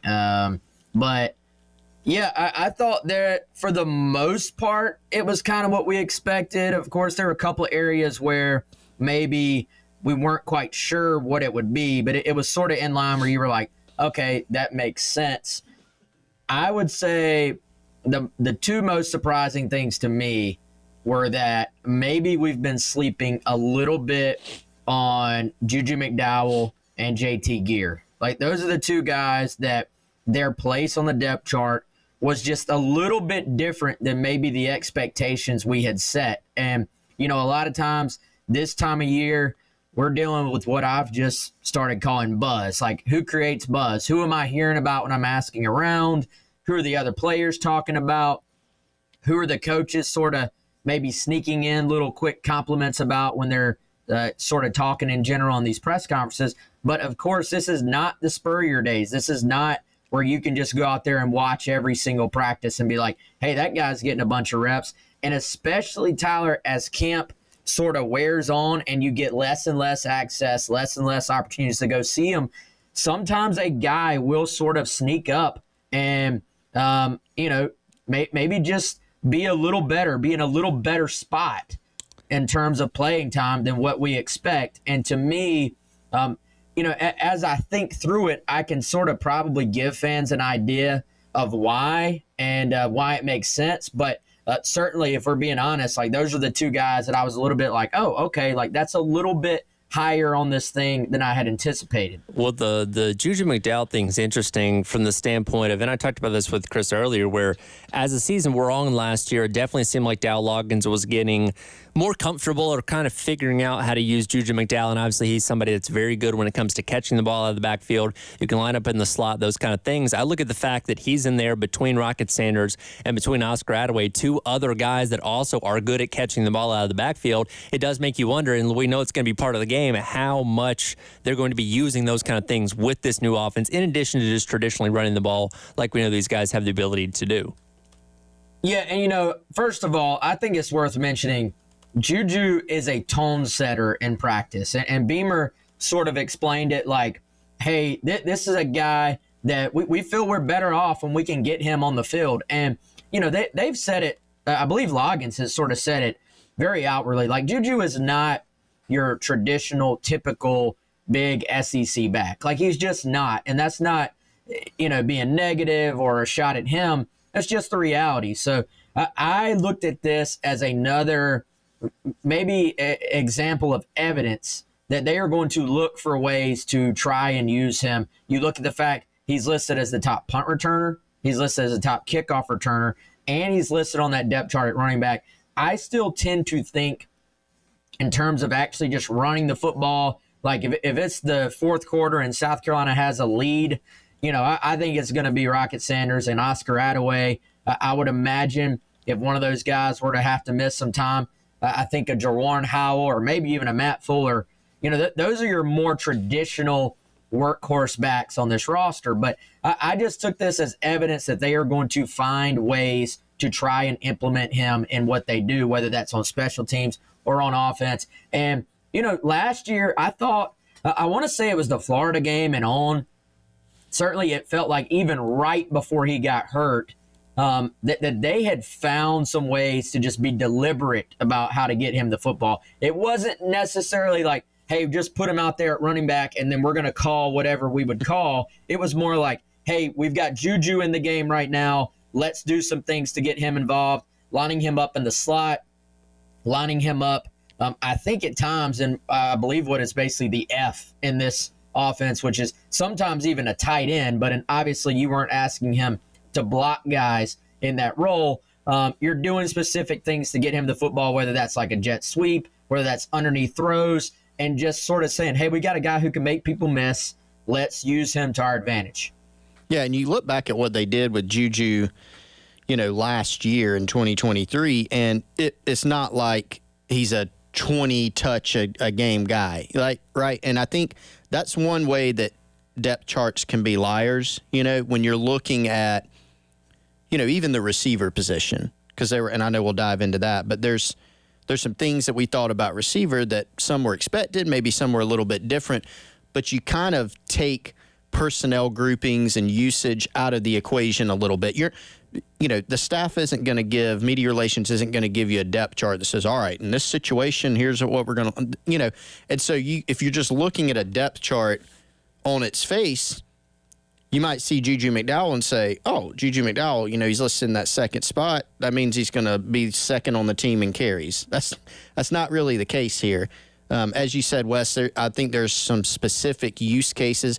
I actually think, we talked a lot about that, how Rocket Sanders excelled at that outside zone play at Arkansas. We probably should expect to see some of that this year, I would think, at South Carolina. Actually, one of Juju McDowell's strengths, right? He's not a guy that you're going to line up in 3rd and 1 and say, go get us a 1.5 yards, Juju, running through the A-gap. Like, that's not what you're going to really see with him. But he does have some ways where you can get him the ball, whether it's out of the backfield, lined up in the slot. And then, of course, Wes, you're probably going to get to this. I don't want to steal your thunder. Punt and kick return, too, which I am very, very intrigued by him being listed at both of those spots. Yeah, and I think, guys, it's interesting, him as punt returner. I feel like more and more you see receivers and DBs as punt returners. And I've said this many times, punt returner, very different skill set than kickoff returner, yet here he is. He's listed at both of those spots. And so I think that speaks to his ability to catch the football. Being a punt returner is not for the faint of heart. It's not easy. You're looking up a lot of times into the lights. Depending on the punter, the ball spins differently. You've got an entire team of guys bearing down on you as you're getting ready to catch the thing. Kickoff return, the ball is kicked end over end. There's a ton of space. Like, they are running down trying to kill you, but there's so much space in between that even if you drop it, you have time to sort of pick it up. You're fine.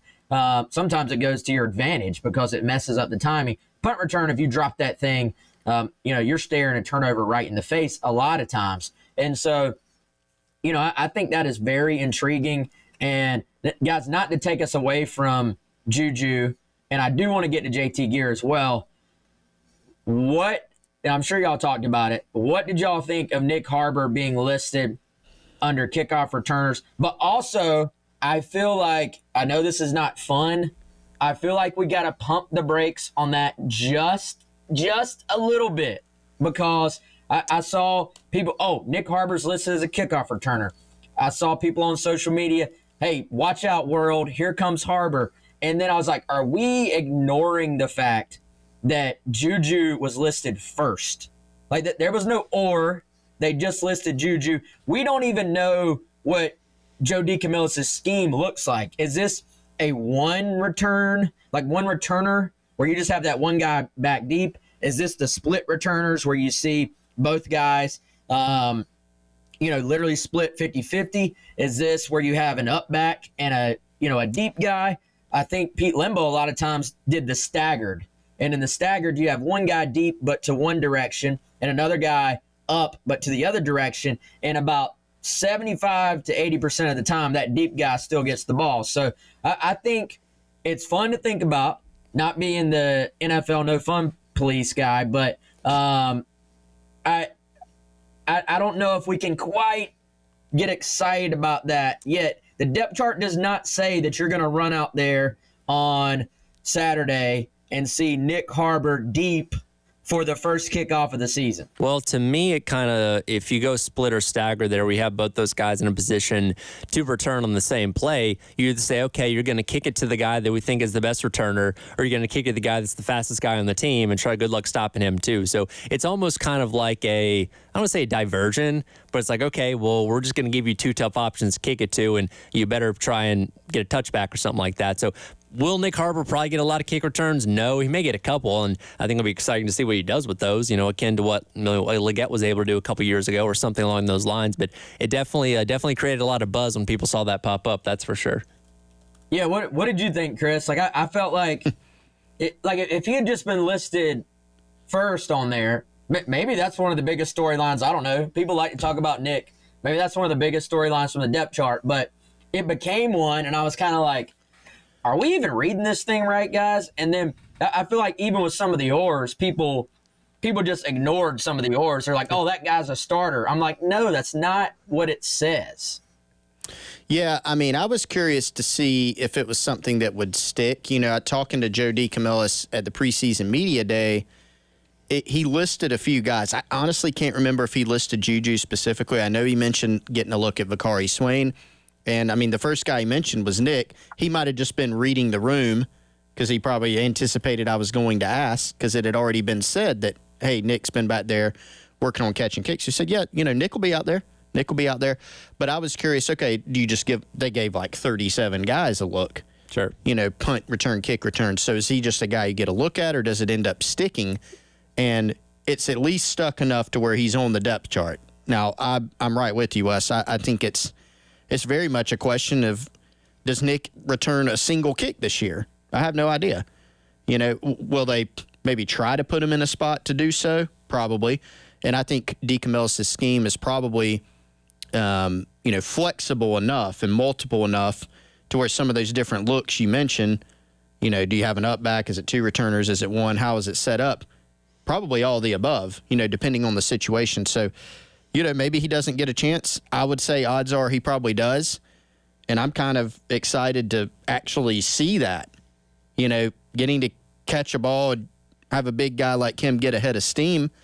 I don't know what the results will be, but I'm definitely interested to see it if it happens. One of the many intriguing things that came away from the depth chart being released yesterday, plenty more to dive into, including the wide receiver spot as well. We'll do that coming up. It is the Gamecock Central Takeover Hour presented by Firehouse Subs on your Tuesday on The Game. 107.5 The Game. In Columbia. 100.5 The Game. In Florence. 100.3 The Game. In Myrtle Beach. The Game Network. Sips and Sounds, the only craft beer, wine, and spirits tasting event held indoors under the cool AC. No rain, no heat, no worries. Unlimited sampling of over 40 brands of local and national craft beers, wine, seltzers, and spirits. Live performances by Ken and Drew of Sister Hazel, Dazer, and the Donovan Twins. Saturday, September 28th. Get your unlimited tasting wristbands now at sipsandsoundscola.com. 107.5 The Game. Broadcasting live from the Herndon Chevrolet Studios. Take up to $20,000 off new Silverados. Stop by or shop online today and see why Herndon Chevrolet makes you smile. Together, let's drive. If you have not checked out Firehouse Subs' newest limited time offering, definitely recommend that you do so. We got to check it out at the Main Street location the other day. Really good stuff. The Firehouse Captain's Club. It features the signature Captain Sorensen's hot sauce and the new Firehouse Hero sauce, along with oven-roasted chicken, melted pepper jack cheese, crushed red pepper flakes, crispy bacon, lettuce, tomato, and onion.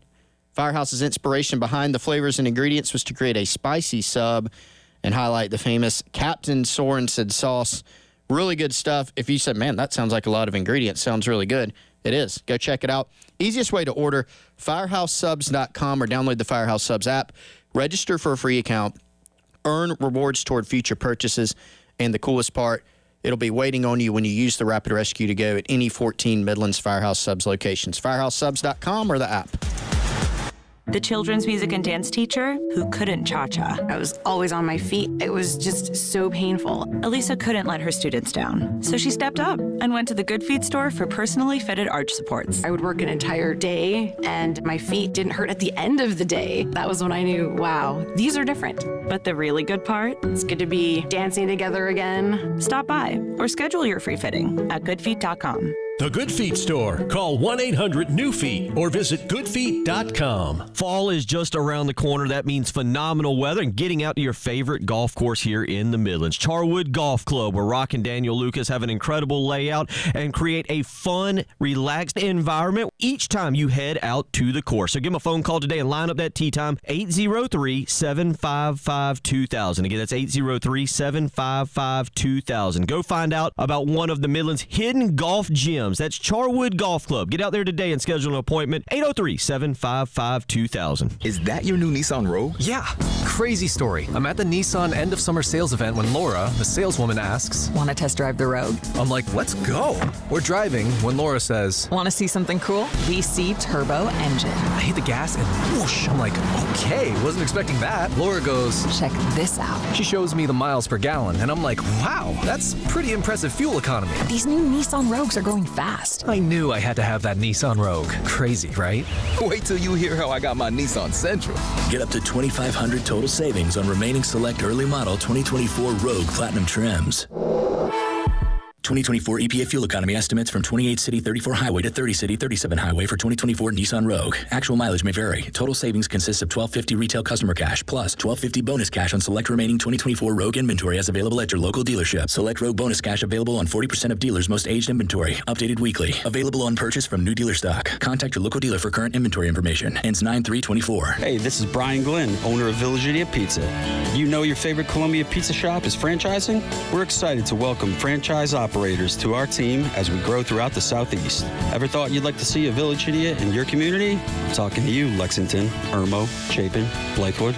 Village Idiot Pizza has been bringing people together for community and pizza in Columbia for over 30 years. If you know someone who's ready to join a proven system and be their own boss, join our village. For more info, visit villageidiotpizza.com.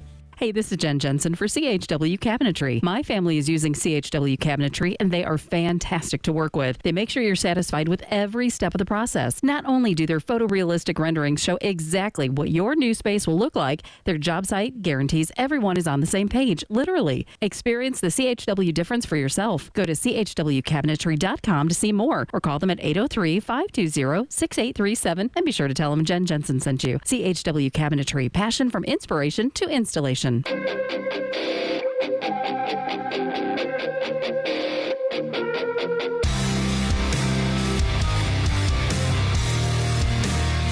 It's the Gamecock Central Takeover Hour with Chris Clark, Wes Mitchell, and Tyler Head on the Game Network. Welcome back in. It is the Gamecock Central Takeover Hour presented by Firehouse Subs. Tyler Head, Wes Mitchell, Chris Clark along with you on your Tuesday here on the game, making our way through South Carolina's depth chart, which was released yesterday ahead of game number 1 between South Carolina and Old Dominion. Speaking of which, it's time to give away some tickets. Run to your phone and start dialing 803-404-6100. It's time to give away some Gamecocks football tickets. Touchdown, Carolina. Sponsored by Carolina Honda Powerhouse, your local Honda motorcycle, ATV, and side-by-side superstore. Online at carolinahonda.com. It is tickets brought to you by our friends over at Carolina Honda Powerhouse. Caller number 4 right now, 803-404-6100. Win yourself a pair of tickets to go see the Gamecocks take on Old Dominion on Saturday at Williams-Brice Stadium. Captain Dave standing by to take your call. Diving back into this depth chart now, the area, West, that I think we were most intrigued by, or curious about, I guess is the better way to phrase it, was what was going to happen when it came to wide receiver. And a lot of oars on this. You have Jared Brown listed as a starter. You have Larvadain, then all the yours to the other spot, and then you have Dre Jacobs listed above Tyshawn Russell at that third wide receiver spot, which, again, between Brown, Larvadain, and Jacobs, kind of what we maybe expected going into yesterday as far as first receivers named on those individual spots. Caught up, and again, I was looking at the reactions on our message boards on Gamecock Central and on Gamecock Twitter, and it's easy to get caught up on the oars at that one spot, but that's one spot. I think we actually got, I would say, probably a little more clarification on this position in terms of who is first out there than maybe we could have, and maybe even more than we expected. Like, if you had told me going in that Carolina would have an oar at all 3 wide receiver spots, I wouldn't have been shocked by that. We've seen that before. We saw that 2 seasons ago. In this case, they actually gave clarification on 2 of the 3 spots. And so Jared Brown, someone that, as we talked about, it was a little bit quiet in the spring, but he had a somewhat, I would say, after that kind of, I don't want to say slow start, just in terms of buzz. We didn't hear as much about him. So then in the summer, we started to hear his name more. Then you talk about the scrimmages. He's had big scrimmages, finished it off with a really big scrimmage in the second and final scrimmage of preseason camp. So to see him listed with the ones, not a surprise. Dre Jacobs, this is a guy that we know has had a really good start to his South Carolina career in practice. Now were we like 100% positive he would be listed as a starter or maybe one of the OR guys? I would say fairly we probably weren't, but were we pretty positive he was going to be in that mix and a potential starter? I would say yes. And the guy who I think has most maybe thrown a wrench in at least our ability to predict this thing would be Gage Larvidan, who obviously had a really good spring. Then it got very quiet. Then we learned, it's because he's been banged up. And so he's sitting there fighting with what, even though it's not listed as this, which you would assume is the slot position with the guys that are at it, we know Mazio Bennett has been one of the most consistent performers at that receiver position. We know he's going to play a lot, but we know Gage had a great spring as well. So how do you sort of, play that out? Is Gage back to 100% and maybe is going to be tough to keep off the field? Is Gage still dealing with some nagging things and maybe we shouldn't expect as much from him right off the bat? I don't know which side this falls on, but it is very intriguing. And then the final thought, guys, as I ramble on, it still remains true what we've said. Who's listed first? Does it matter? Yes. But in the grand scheme, it's really going to matter who goes out there and performs these first few games and then on from there. That's always the case, but that is especially the case at this position that remains pretty much up in the air. Yeah, I think it gives you a very loose idea, right, of what to expect. And I am very curious in game one, only game one right now, for the purposes of this discussion, how much do all these guys play? There's 9 guys listed here. I have a hard time seeing 9 guys play meaningful snaps in a game at receiver. I think you can get 6 guys meaningful snaps. Sure. The ideal scenario, this goes back to what we talked to. I mean, say this every week. Ideal scenario is go put a game away early, go win, go put it away early, get a good look at as many guys as you possibly can. And that will give you a much better idea at a position where, you referenced earlier, Tyler, what Dow Loggins had said. Nobody's really separated from the pack. And there's a difference in saying that or, well, we just got tons of depth. Who do you roll out there? Like, it's a different conversation. It's not negative per se, but it does still mean you're searching for guys who can be the most consistent and who can really stand out. So will you get more clarity on that in Williams-Brice Stadium when the lights come on, so to speak? To a degree, probably so. You would like to get as good of a look as many guys as possible. I am curious throughout the rest of the season if South Carolina can settle in on, let's say they settle in on 6 guys. Here's our top 6. Do they rotate those guys a lot, or is it mainly 3 guys and having some backups? I don't even think the staff knows that. It could be game 1, game 2, maybe 3 guys emerge and they say, we're taking these starting spots. Maybe Jared Brown and Jacobs and Gage or a Nick Carver or whoever it may be, maybe they say, we're taking these spots. We're getting open, we're blocking, we're catching the football consistently, and they prove themselves trustworthy. If so, that's great. You just need some guys to step up and do that, and then you need the additional depth to show through to where if you do feel like, hey, these 6 guys are all pretty close to each other, you feel like you can play them all. I just don't know if we have great answers now. I think, I agree with how you classified it, Wes. Mazio Bennett, probably the most consistent catching the ball in preseason. Jared Brown and Dre Jacobs, I think, were your 2 biggest playmakers. And you're kind of, you'd like to have a combination of all those things, but this is a position kind of like kicker where they just want to be more consistent overall. So who will step up and do that? We'll see. Guys, do we see, Chris said you can't play 9 meaningful snaps, but do we see all 9 take snaps on Saturday? Not special teams, on offense.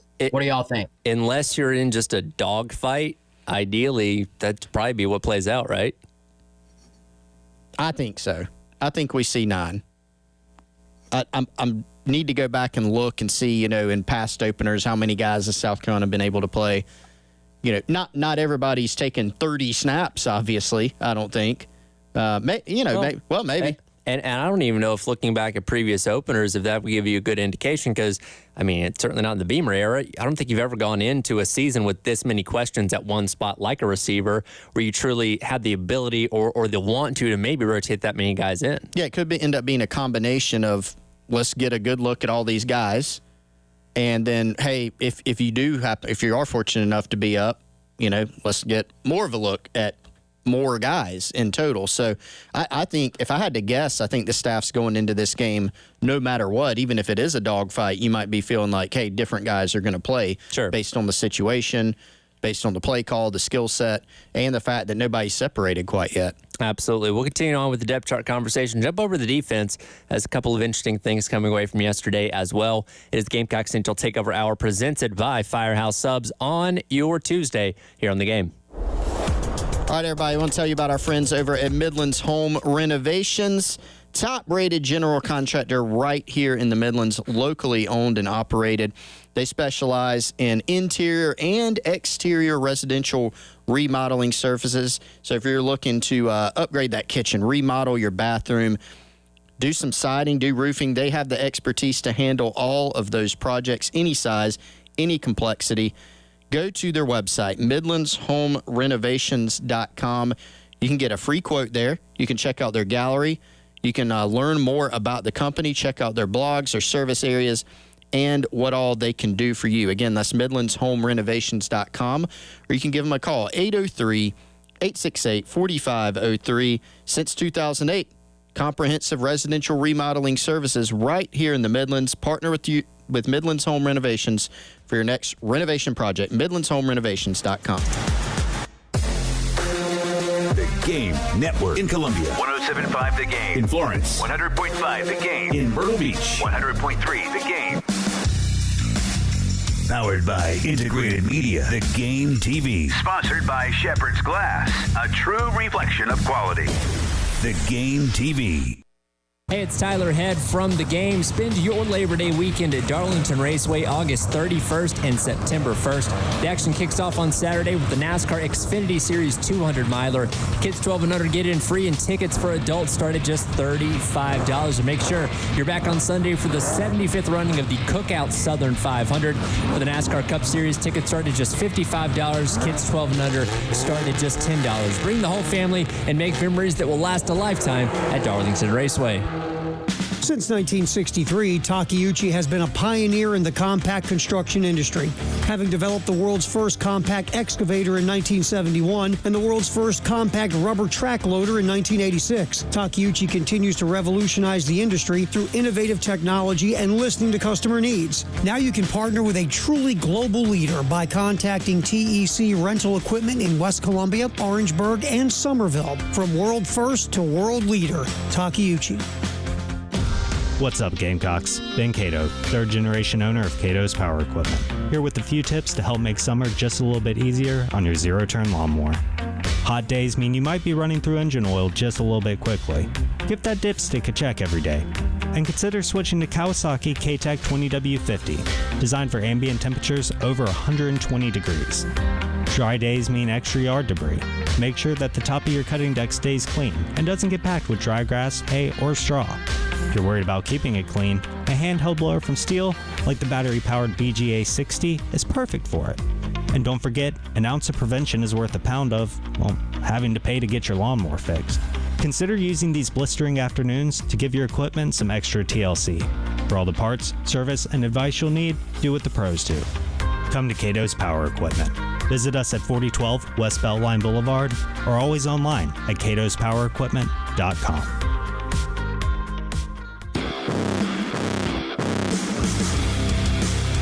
What you're talking about. Sponsored by Love Chevy, where back to cool means award-winning savings. I-26 at Harbison and at lovechevy.com. Together, let's drive. Enjoy Gamecock football Saturday at Columbia Craft Brewing Company on Green Street. Whether the game is home or away, Columbia Craft can be your tailgate headquarters. Enjoy a tasty treat from their lineup of local food trucks with any of Columbia Craft brews. Locally owned and operated, the enthusiasm Columbia Craft drinkers have for game days is awesome. Be there each Saturday to experience a new kind of tailgate. tailgating. Columbia Craft is proudly distributed throughout the Midlands by KW Beverage. To try some of the brews handcrafted in Columbia, go to kwbeverage.com and hit the product hunter to find locations. Call Zerorez Carpet and Air Duct Cleaning today and mention me, Bill Gunner, at 107.5 The Game to get a free hallway cleaned with 3 rooms of carpet for only $129. Book online at zerorezcolumbia.com.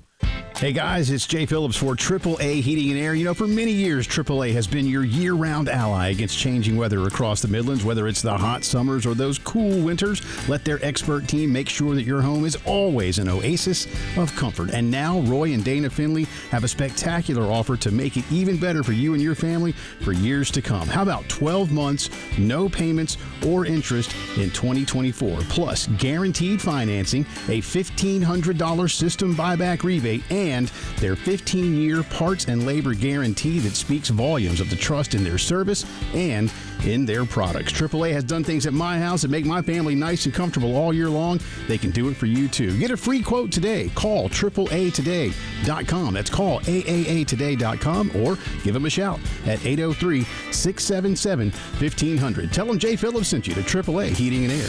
AAA Air when you need us. AAA Heating and Air.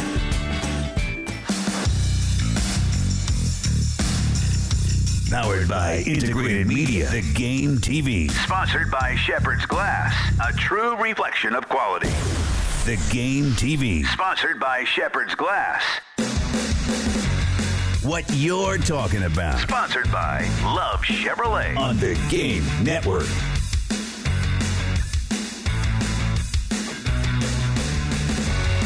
Welcome back in. It is the Gamecock Central Takeover Hour presented by Firehouse Subs. Tyler Head, Wes Mitchell, Chris Clark had to duck out to go speak at the local Rotary Club, so we'll get back in here with him tomorrow ahead of South Carolina and Old Dominion coming up on Saturday. You know, we had so much fun giving away tickets in the last segment there. I figured, why not? Let's do it again. Dave, hit the sounder.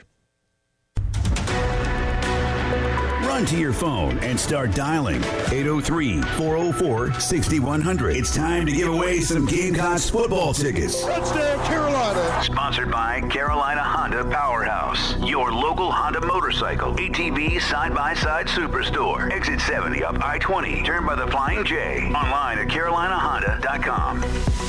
This time we'll go with caller number 6, 803-404-6100. Caller number 6, 803-404-6100. Pair of tickets to see us Saturday to see South Carolina take on Old Dominion. Captain Dave standing by to take your call. Continuing on with our conversation about the depth chart that South Carolina released yesterday. Ahead of game number 1, we jump over to the defensive side of the football, and similar to the Juju McDowell thing, one thing that a lot of people were talking about was JT Gear and him being listed as one of the main guys at the other edge spot alongside of Brian Thomas Jr., who's the other or in this situation, both listed ahead of Dylan Stewart at that, again, opposite edge spot. And JT Gear is somebody that, for as much as we've talked about this position the entire offseason, somebody we haven't talked too much about in particular. Yeah, Tyler, I mean, I think he's kind of been that forgotten guy, much like Juju. In the case of Gear, this is someone who was brought in last year as a transfer, and, he was coming back home. He's a South Carolina native, and he had a big year at Syracuse. And, I mean, you remember how much we talked about that edge spot and how important it was for Carolina to get some guys in that could play. And, he came in, and then what happens? He instantly has an injury that he dealt with, I think, off and on for much of the year. An ankle injury, which is tough for those big guys, especially if they can't get back to 100%. And so then he goes into the spring, and he was kind of one of the guys that was on the radar there. But once again, it was kind of quiet. He didn't play in the spring game once again because of an injury, and was dealing with that going into the summer. Well, I think because of that, it sort of took him off of all of our radars. And so he goes in. We're hearing a lot, of course, about Kyle Kennard, who comes in, Gilbert Edmond coming back, Dylan Stewart, what Brian Thomas Jr. is going to give you. And so you're looking at it, and he just was completely out of our conversations, I think. Like, we mentioned him maybe here and there as being a depth guy, but from the sounds of it, he just got healthy and went to work. And so now you sort of, at least according to this, you have him battling with Brian Thomas Jr., You have Kyle Kennard and Gilbert Edmond battling with each other on the other side. Does that really mean anything as far as who's on which side? I imagine it's fairly interchangeable, but that's one more guy who you can maybe count on at that edge spot. Sterling Lucas told us at the beginning of camp, he's like, I got 7 guys I feel good about. And sometimes you're like, all right, is that a little bit of coach speak in there? Sometimes it is, obviously. But Gear, I mean, this is a guy who you look at him, dude, like he looks the part. Like this looks like an SEC defensive end. Like I said, 2 seasons ago, had a huge year at Syracuse. And in the grand scheme, him coming along like this and pushing the other guys has to be considered a positive for the Gamecocks. And Tyler, I don't know about you. Where are you at on what we're going to call depth chartology? Does it matter if there's an or, you're supposed to be tied? Sure. But does it matter that you're listed first? I think there is something to that, and I'm looking at this, just making sure. No, it doesn't appear that they're going in alphabetical order at any of these, so I do think there is some merit to being listed first in the or situations, which I think is why people kind of gravitated to the JT Gear thing. And again, like an edge spot, much like wide receiver, it feels like all 6 of these guys are going to get at least a decent amount of playing time. And again, this is a spot that has the ability to change as the season goes along based on your production on the field and stuff like that. But I do buy a little bit into who's listed first on this, even in the or situations. Well, and I kind of feel like not all ors are created equal, but if you look at it, so Josiah Thompson and Tree Babalade listed as ors at left tackle, but Josiah is first. Yes. Who have we heard is probably going to start? Josiah. Yep. Yeah, Torselli Simpkins III, we understand it's taken a ton of first-team reps. He's listed as an or with Troy Ball at right guard, but Torselli is first. Judge Collier, listed as an or with Vakari Swain at the opposite of O.D. Fortune corner spot. Guess what? Beamer said that Judge Collier has taken, I believe the word he used was majority a couple of weeks ago, majority of first-team reps with that group. So, and again, Judge is listed first. So I think there is a little something to that. It's kind of like, Tyler, when people say, oh, that's my 1A and 1B. But I'm like, all right, you're trying to avoid saying 1 and 2, but you still said A and B. And in my mind, A is ahead of B. So I do think there is a little something to that. Now, the other thing, if you're listening, I would not read in at all to Dylan Stewart being behind all those other guys. I think this is a good thing. This allows him to come along at his own pace. This kid is going to be on the field. I would imagine at this point, it maybe is a little bit more situational, kind of like with Clowney his first year, where you put him out there in pass rush situations. But, guys, as this year goes along, as long as Dylan does everything asked of him, he's going to be pushing for playing time. He's one of the guys on this defense that is built different, and I don't see any way number 6 is not on the field a lot. Yeah, and again, like the wide receiver spot, all these guys are going to get their opportunity to be out there on the field, and especially going into a game like this where, again, if everything goes right, you should be able to put a lot of guys on the field, which is why I think you see so many of these ors. I believe I counted 17 in total on this roster going into this weekend, because theoretically you should be able to play a lot of guys and figure out what you have before you go on the road in week number 2 to take on Kentucky. And again, this entire depth chart is going to evolve as the season goes along. But as of right now, again, for the most part, outside of the McDowell and Gear thing, it seems pretty status quo from what we thought it was going to be. Yeah, it does, man. And I saw a couple people maybe saying they were a little surprised on Demetrius Knight and Bam Martin Scott listed as or. I wasn't really surprised about that at all. Like, I think, we talked about Demetrius Knight very well could be your starter at the mic.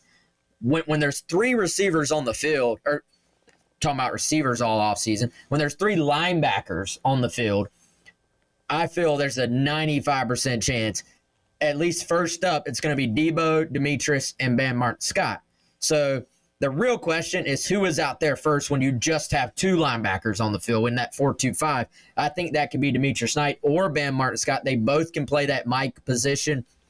My gut feel is that Demetrius Knight has done enough to push into that starting role in the 4-2-5. But this kid, it's interesting. I was talking to some people who have seen scrimmages, and the 2 people they singled out to me, Tyler, it's kind of funny. I had somebody text me. They're like, I tell you who's just kind of built different, just looks quote-unquote different. They said Dylan Stewart and Demetrius Knight, who we know is a fantastic athlete. Right. And so we've talked about all offseason that they've gotten faster. They've gotten more athletic at linebacker. I think, man, they feel really good about that entire group. With the linebackers, I think we talked about this yesterday before it was released as well. We sort of know, again, kind of like those other spots, we sort of know who the players are, who the guys who are going to be on the field are. It was just a matter of exactly how did they choose to list it. Were they going to list 3 linebacker spots? They actually kind of split the difference. They listed 2 spots, but 3 guys at each spot, as opposed to 3 spots with 2 guys at each spot. Last thing from the depth chart here, another battle that we were talking about a lot this offseason has to do with place kicker. It does appear Alex Herrera is the guy. He's listed as the place kicking ahead of Mason Love and Williams Joyce. I do think it's interesting that Mason Love actually jumped Williams Joyce when it seemed like he was a little bit later addition to that battle here over the past couple weeks. But Herrera, the more senior guy in that room, does seem to be getting the nod going into game number 1. Yeah, and I think at least noteworthy, they didn't go the Orr route. Like you said, it's also noteworthy. Mason Love has pushed into that mix. And, we heard some rumblings like Mason Love has kicked the ball pretty well in practice to the point that he earned being in that mix. And Sure. So I think that's something to keep an eye on. I think it's something where that kickoff specialist role, a lot of times you see coaches want to take that off of your regular kicker. So, even though Herrera is listed there, ultimately does Mason Love end up in the mix there as well? But I kind of like saying, look, Herrera, you're our guy. We've put pressure on you all offseason, we being the coaching staff in this example. Hey, we've put pressure on you all offseason. Now let's build you up. Like, let's put confidence towards you right now. So Herrera, as of right now, he is the guy. He's listed number 1. We've always sort of had him as the favorite. He went on scholarship this offseason. Let's go see what he can do. Still hard to believe as long as he's been here. When he kicks this season, that will be his first ever field goal attempt for South Carolina. And, hey, Tyler, what do you think the value is in that thing going in? You just want that first one. Yeah, I mean, it doesn't care if it's a 15-yard field goal. Just making that first one, I think, goes a long way because, that is definitely concerning on my end when you look at it, saying this guy's not kicked a field goal in 6 years here, and how good's he going to be, especially in pressure situations, should a game come down to it. But, yeah, short field goal, put it through the uprights, and move on to the next one. So just anything to get started on the right foot at least. Yeah, matter of fact, if that thing's a 50-yarder first time, unless it's like 4th and 17. Sure. I think I'm going for it. Like, yeah. I want to let's attempt the 28-yarder down the middle for the first one, and let's build that confidence. But yeah, that's something.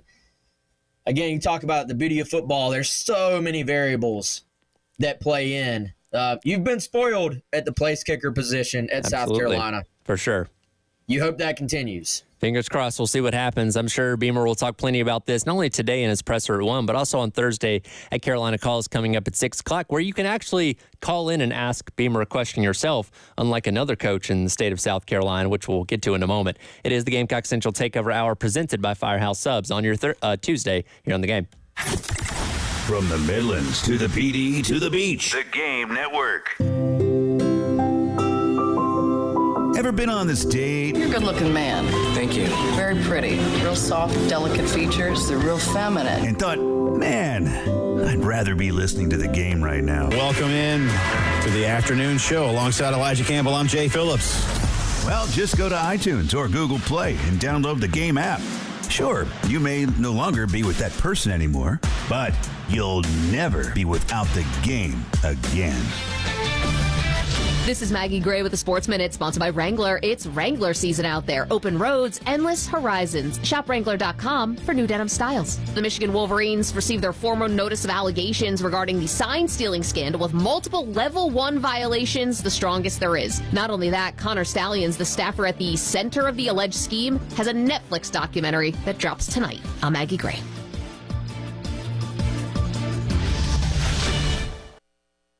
It's Wrangler season out there. Warmer days, cooler nights. Open roads, endless horizons. And you need to be ready in jeans made for the unpredictable. Wrangler, for the ride of life. Shop our newest styles today at Wrangler.com. Whether you're tinkering in your garage or tackling big projects, if you know the value of working with your hands, you know Harbor Freight. And you can be confident knowing that at Harbor Freight, you can get quality tools at prices that work just as hard as you do. Because the only thing more satisfying than a job well done is a job well done, well under budget. Whatever you do it for less at Harbor Freight. It's Wrangler season out there. Warmer days, cooler nights. Open roads, endless horizons. And you need to be ready in jeans made for the unpredictable. Wrangler, for the ride of life. Shop our newest styles today at Wrangler.com. Alan Kennington, responsible for this ad. Office in 1440 Broad River Road, Columbia, South Carolina. It's called an accident for a reason. It wasn't planned, but it happened. It's not your fault, but somehow you're the one paying. Medical bills, lost wages, and the pain. You need someone on your side to fight for you. With over 85,000 cases resolved in 12 offices across the state, you need South Carolina's largest injury law firm. On your side, you need George Sink now. Get George Sink Law Firm on the line. Call 999-9999. Is your crawl space damp or musty? Water in your crawl space can cause wood to rot and creates an environment for mold and mildew that can make its way inside your home. Canty Foundation Specialist specializes in crawl space repair. Call us today for your free inspection so you can have the peace of mind knowing your crawl space is dry and your home is protected. Call today, 803-424-8380, or visit cantycanfixit.com. It's time for mortgage protection with Preston and your top broker, Benji Getsy from Buford Lending. Rates continue to fall. Hey, Benji, give us this week's mortgage minute. Excellent rates across the board and the best rates of 2024. Now is the time to purchase or refinance. VA 30-year purchase, 5.7%. VA refinance, 5.5% with no income, no appraisal. FHA 100% USDA, 5.8%, APR 6.0. And the 30-year conventional, lowest of 2024, 5.99, APR 6.3. Investor loans, fix and flip, DSCR and second home, 7.6%, APR 8.0.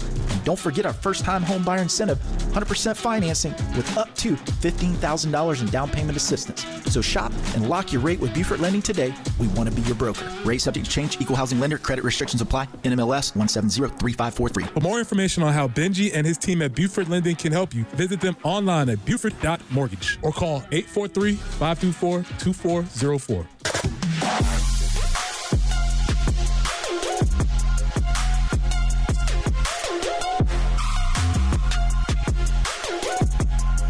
It's the Gamecock Central Takeover Hour with Chris Clark, Wes Mitchell, and Tyler Head on the Game Network.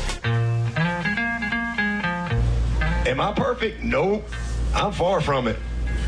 I am a man of faith. Absolutely. All right? I'm 53 years old, and there ain't one thing in my life. I have been a part of failure many times, but there ain't one thing in my life that I've ever failed at, Tyler. Never. All right? Ever. Welcome back in Gamecock Central Takeover Hour, presented by Firehouse Subs here on the Game. Tyler Head, Wes Mitchell, along with you. How could we forget the famous Tyler from Spartanburg call? Tyler. Dabo Sweeney's call-in show from a year ago. Well, that has been enough to deter future callers because it was reported yesterday that going forward, starting with this week's show previewing Georgia, Dabo Sweeney will no longer be taking live callers on his weekly call-in show. Tyler, do you sort of perk up when you hear that Tyler? Oh, I do. Like you're getting yelled at or something? I can't help it. Not that I got yelled at a lot as a kid, but hearing my name emphasized like that certainly makes the hair on the back of my neck raise up a little bit. Yeah, that still needs to go at our mythical show open that we just keep talking about. If you put it together, if you put that in there, if you put run the ball, I will make this thing. You just got to tell me what you want. I don't know if I have time to actually put it together is the sad part. But by the way, I guess shout out Chapel Fowler with the State who initially reported this. Dude, this thing went like viral. Right. Of people reacting to it. And don't you just feel like it's a bad look? Like, dude, you're paid how much does he pay? 10 mil plus a year now? 11 mil now. 11 mil.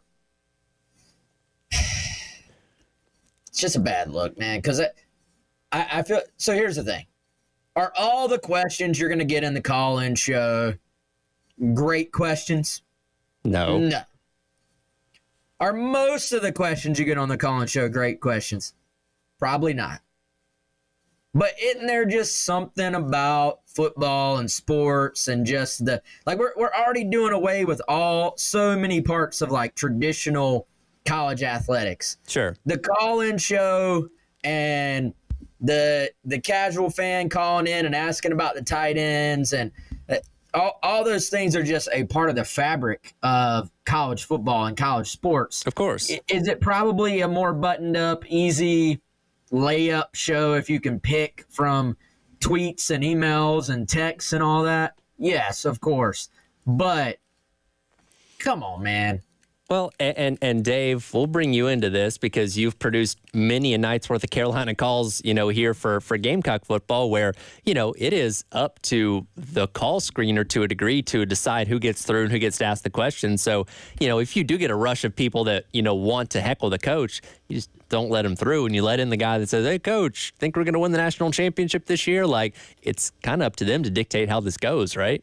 Yeah, basically. You get so few that really want to heckle the coach, but if you do, sometimes you think you almost go, hey, let's see what happens. I mean, seriously. Well, and that's where, going back to the Tyler from Spartanburg thing last year, there was a lot of question, like, was this a plant? Was this intentional? Did they have Dabo's buddy call in and rant on him so he could make sure people, appreciated him as a head coach and he could rattle off his accolades? But because listening back to that as a producer myself, I'm like, typically, we would not let a person rant this long on any show, especially as angry as Tyler from Spartanburg was getting, without cutting him off and be like, hey, thanks for the call, buddy. Well, let's get back to steering this in the right direction now. Like, that's what was odd to me is like they let him go for as long as they did. Yeah, the host usually does that. That's usually a host job. Yeah, well, they didn't cut him off, and they let him go and let Dabo have his response. But the fact that they're now ending it, maybe it was legit. I don't know.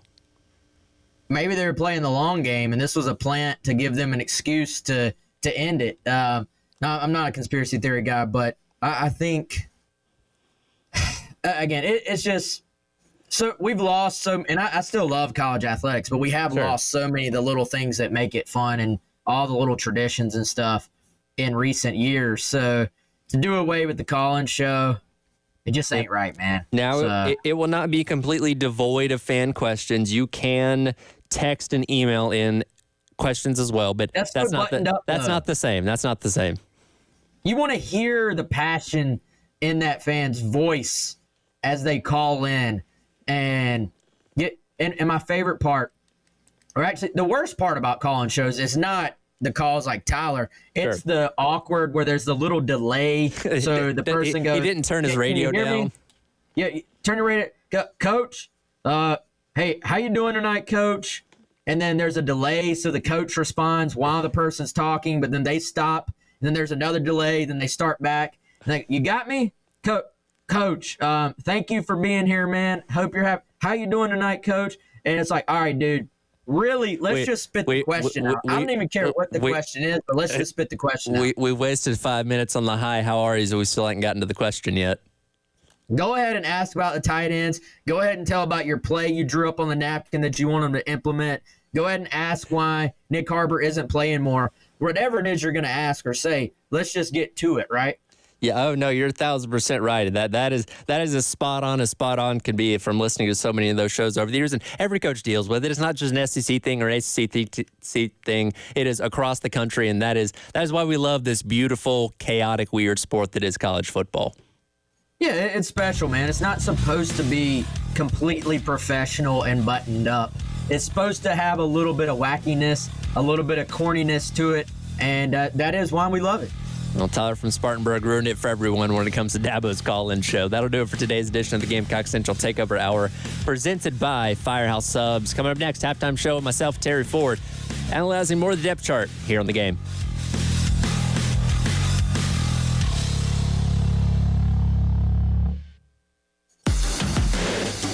107.5 The Game. Broadcasting live from the Herndon Chevrolet Studios. Take up to $20,000 off new Silverados. Stop by or shop online today and see why Herndon Chevrolet makes you smile. Together, let's drive. All right, guys, before I get out of here, let me go ahead and invite you out this coming Thursday. We're going to be with our friends over at Gold Line Framing for a full 3 hours, 9 a.m. to noon. That's going to be at 511 12th Street over in West Columbia. We've been there many times before, but this time we want you to come out and see us and check out everything they have in store with original artwork, canvases, jerseys, and flags that you can get framed up. And, of course, an art gallery, home decor, furniture, and gift items, all right there in store. They've got Gamecock stuff. They've got Clemson stuff as well if you're a Tiger fan. And regardless of whatever it is you want to have framed up, they can handle that for you. Our friends Kendall Walsh, Johnny James, they're going to take great care of us. They'll take great care of you as well. Go ahead and give them a call today, 803-739-1337, and then come out and see us on Thursday at 511 12th Street. We're going to have prizes. We're going to have ticket giveaways. We're going to have all types of stuff. Come out and see us at Gold Line Framing on Thursday.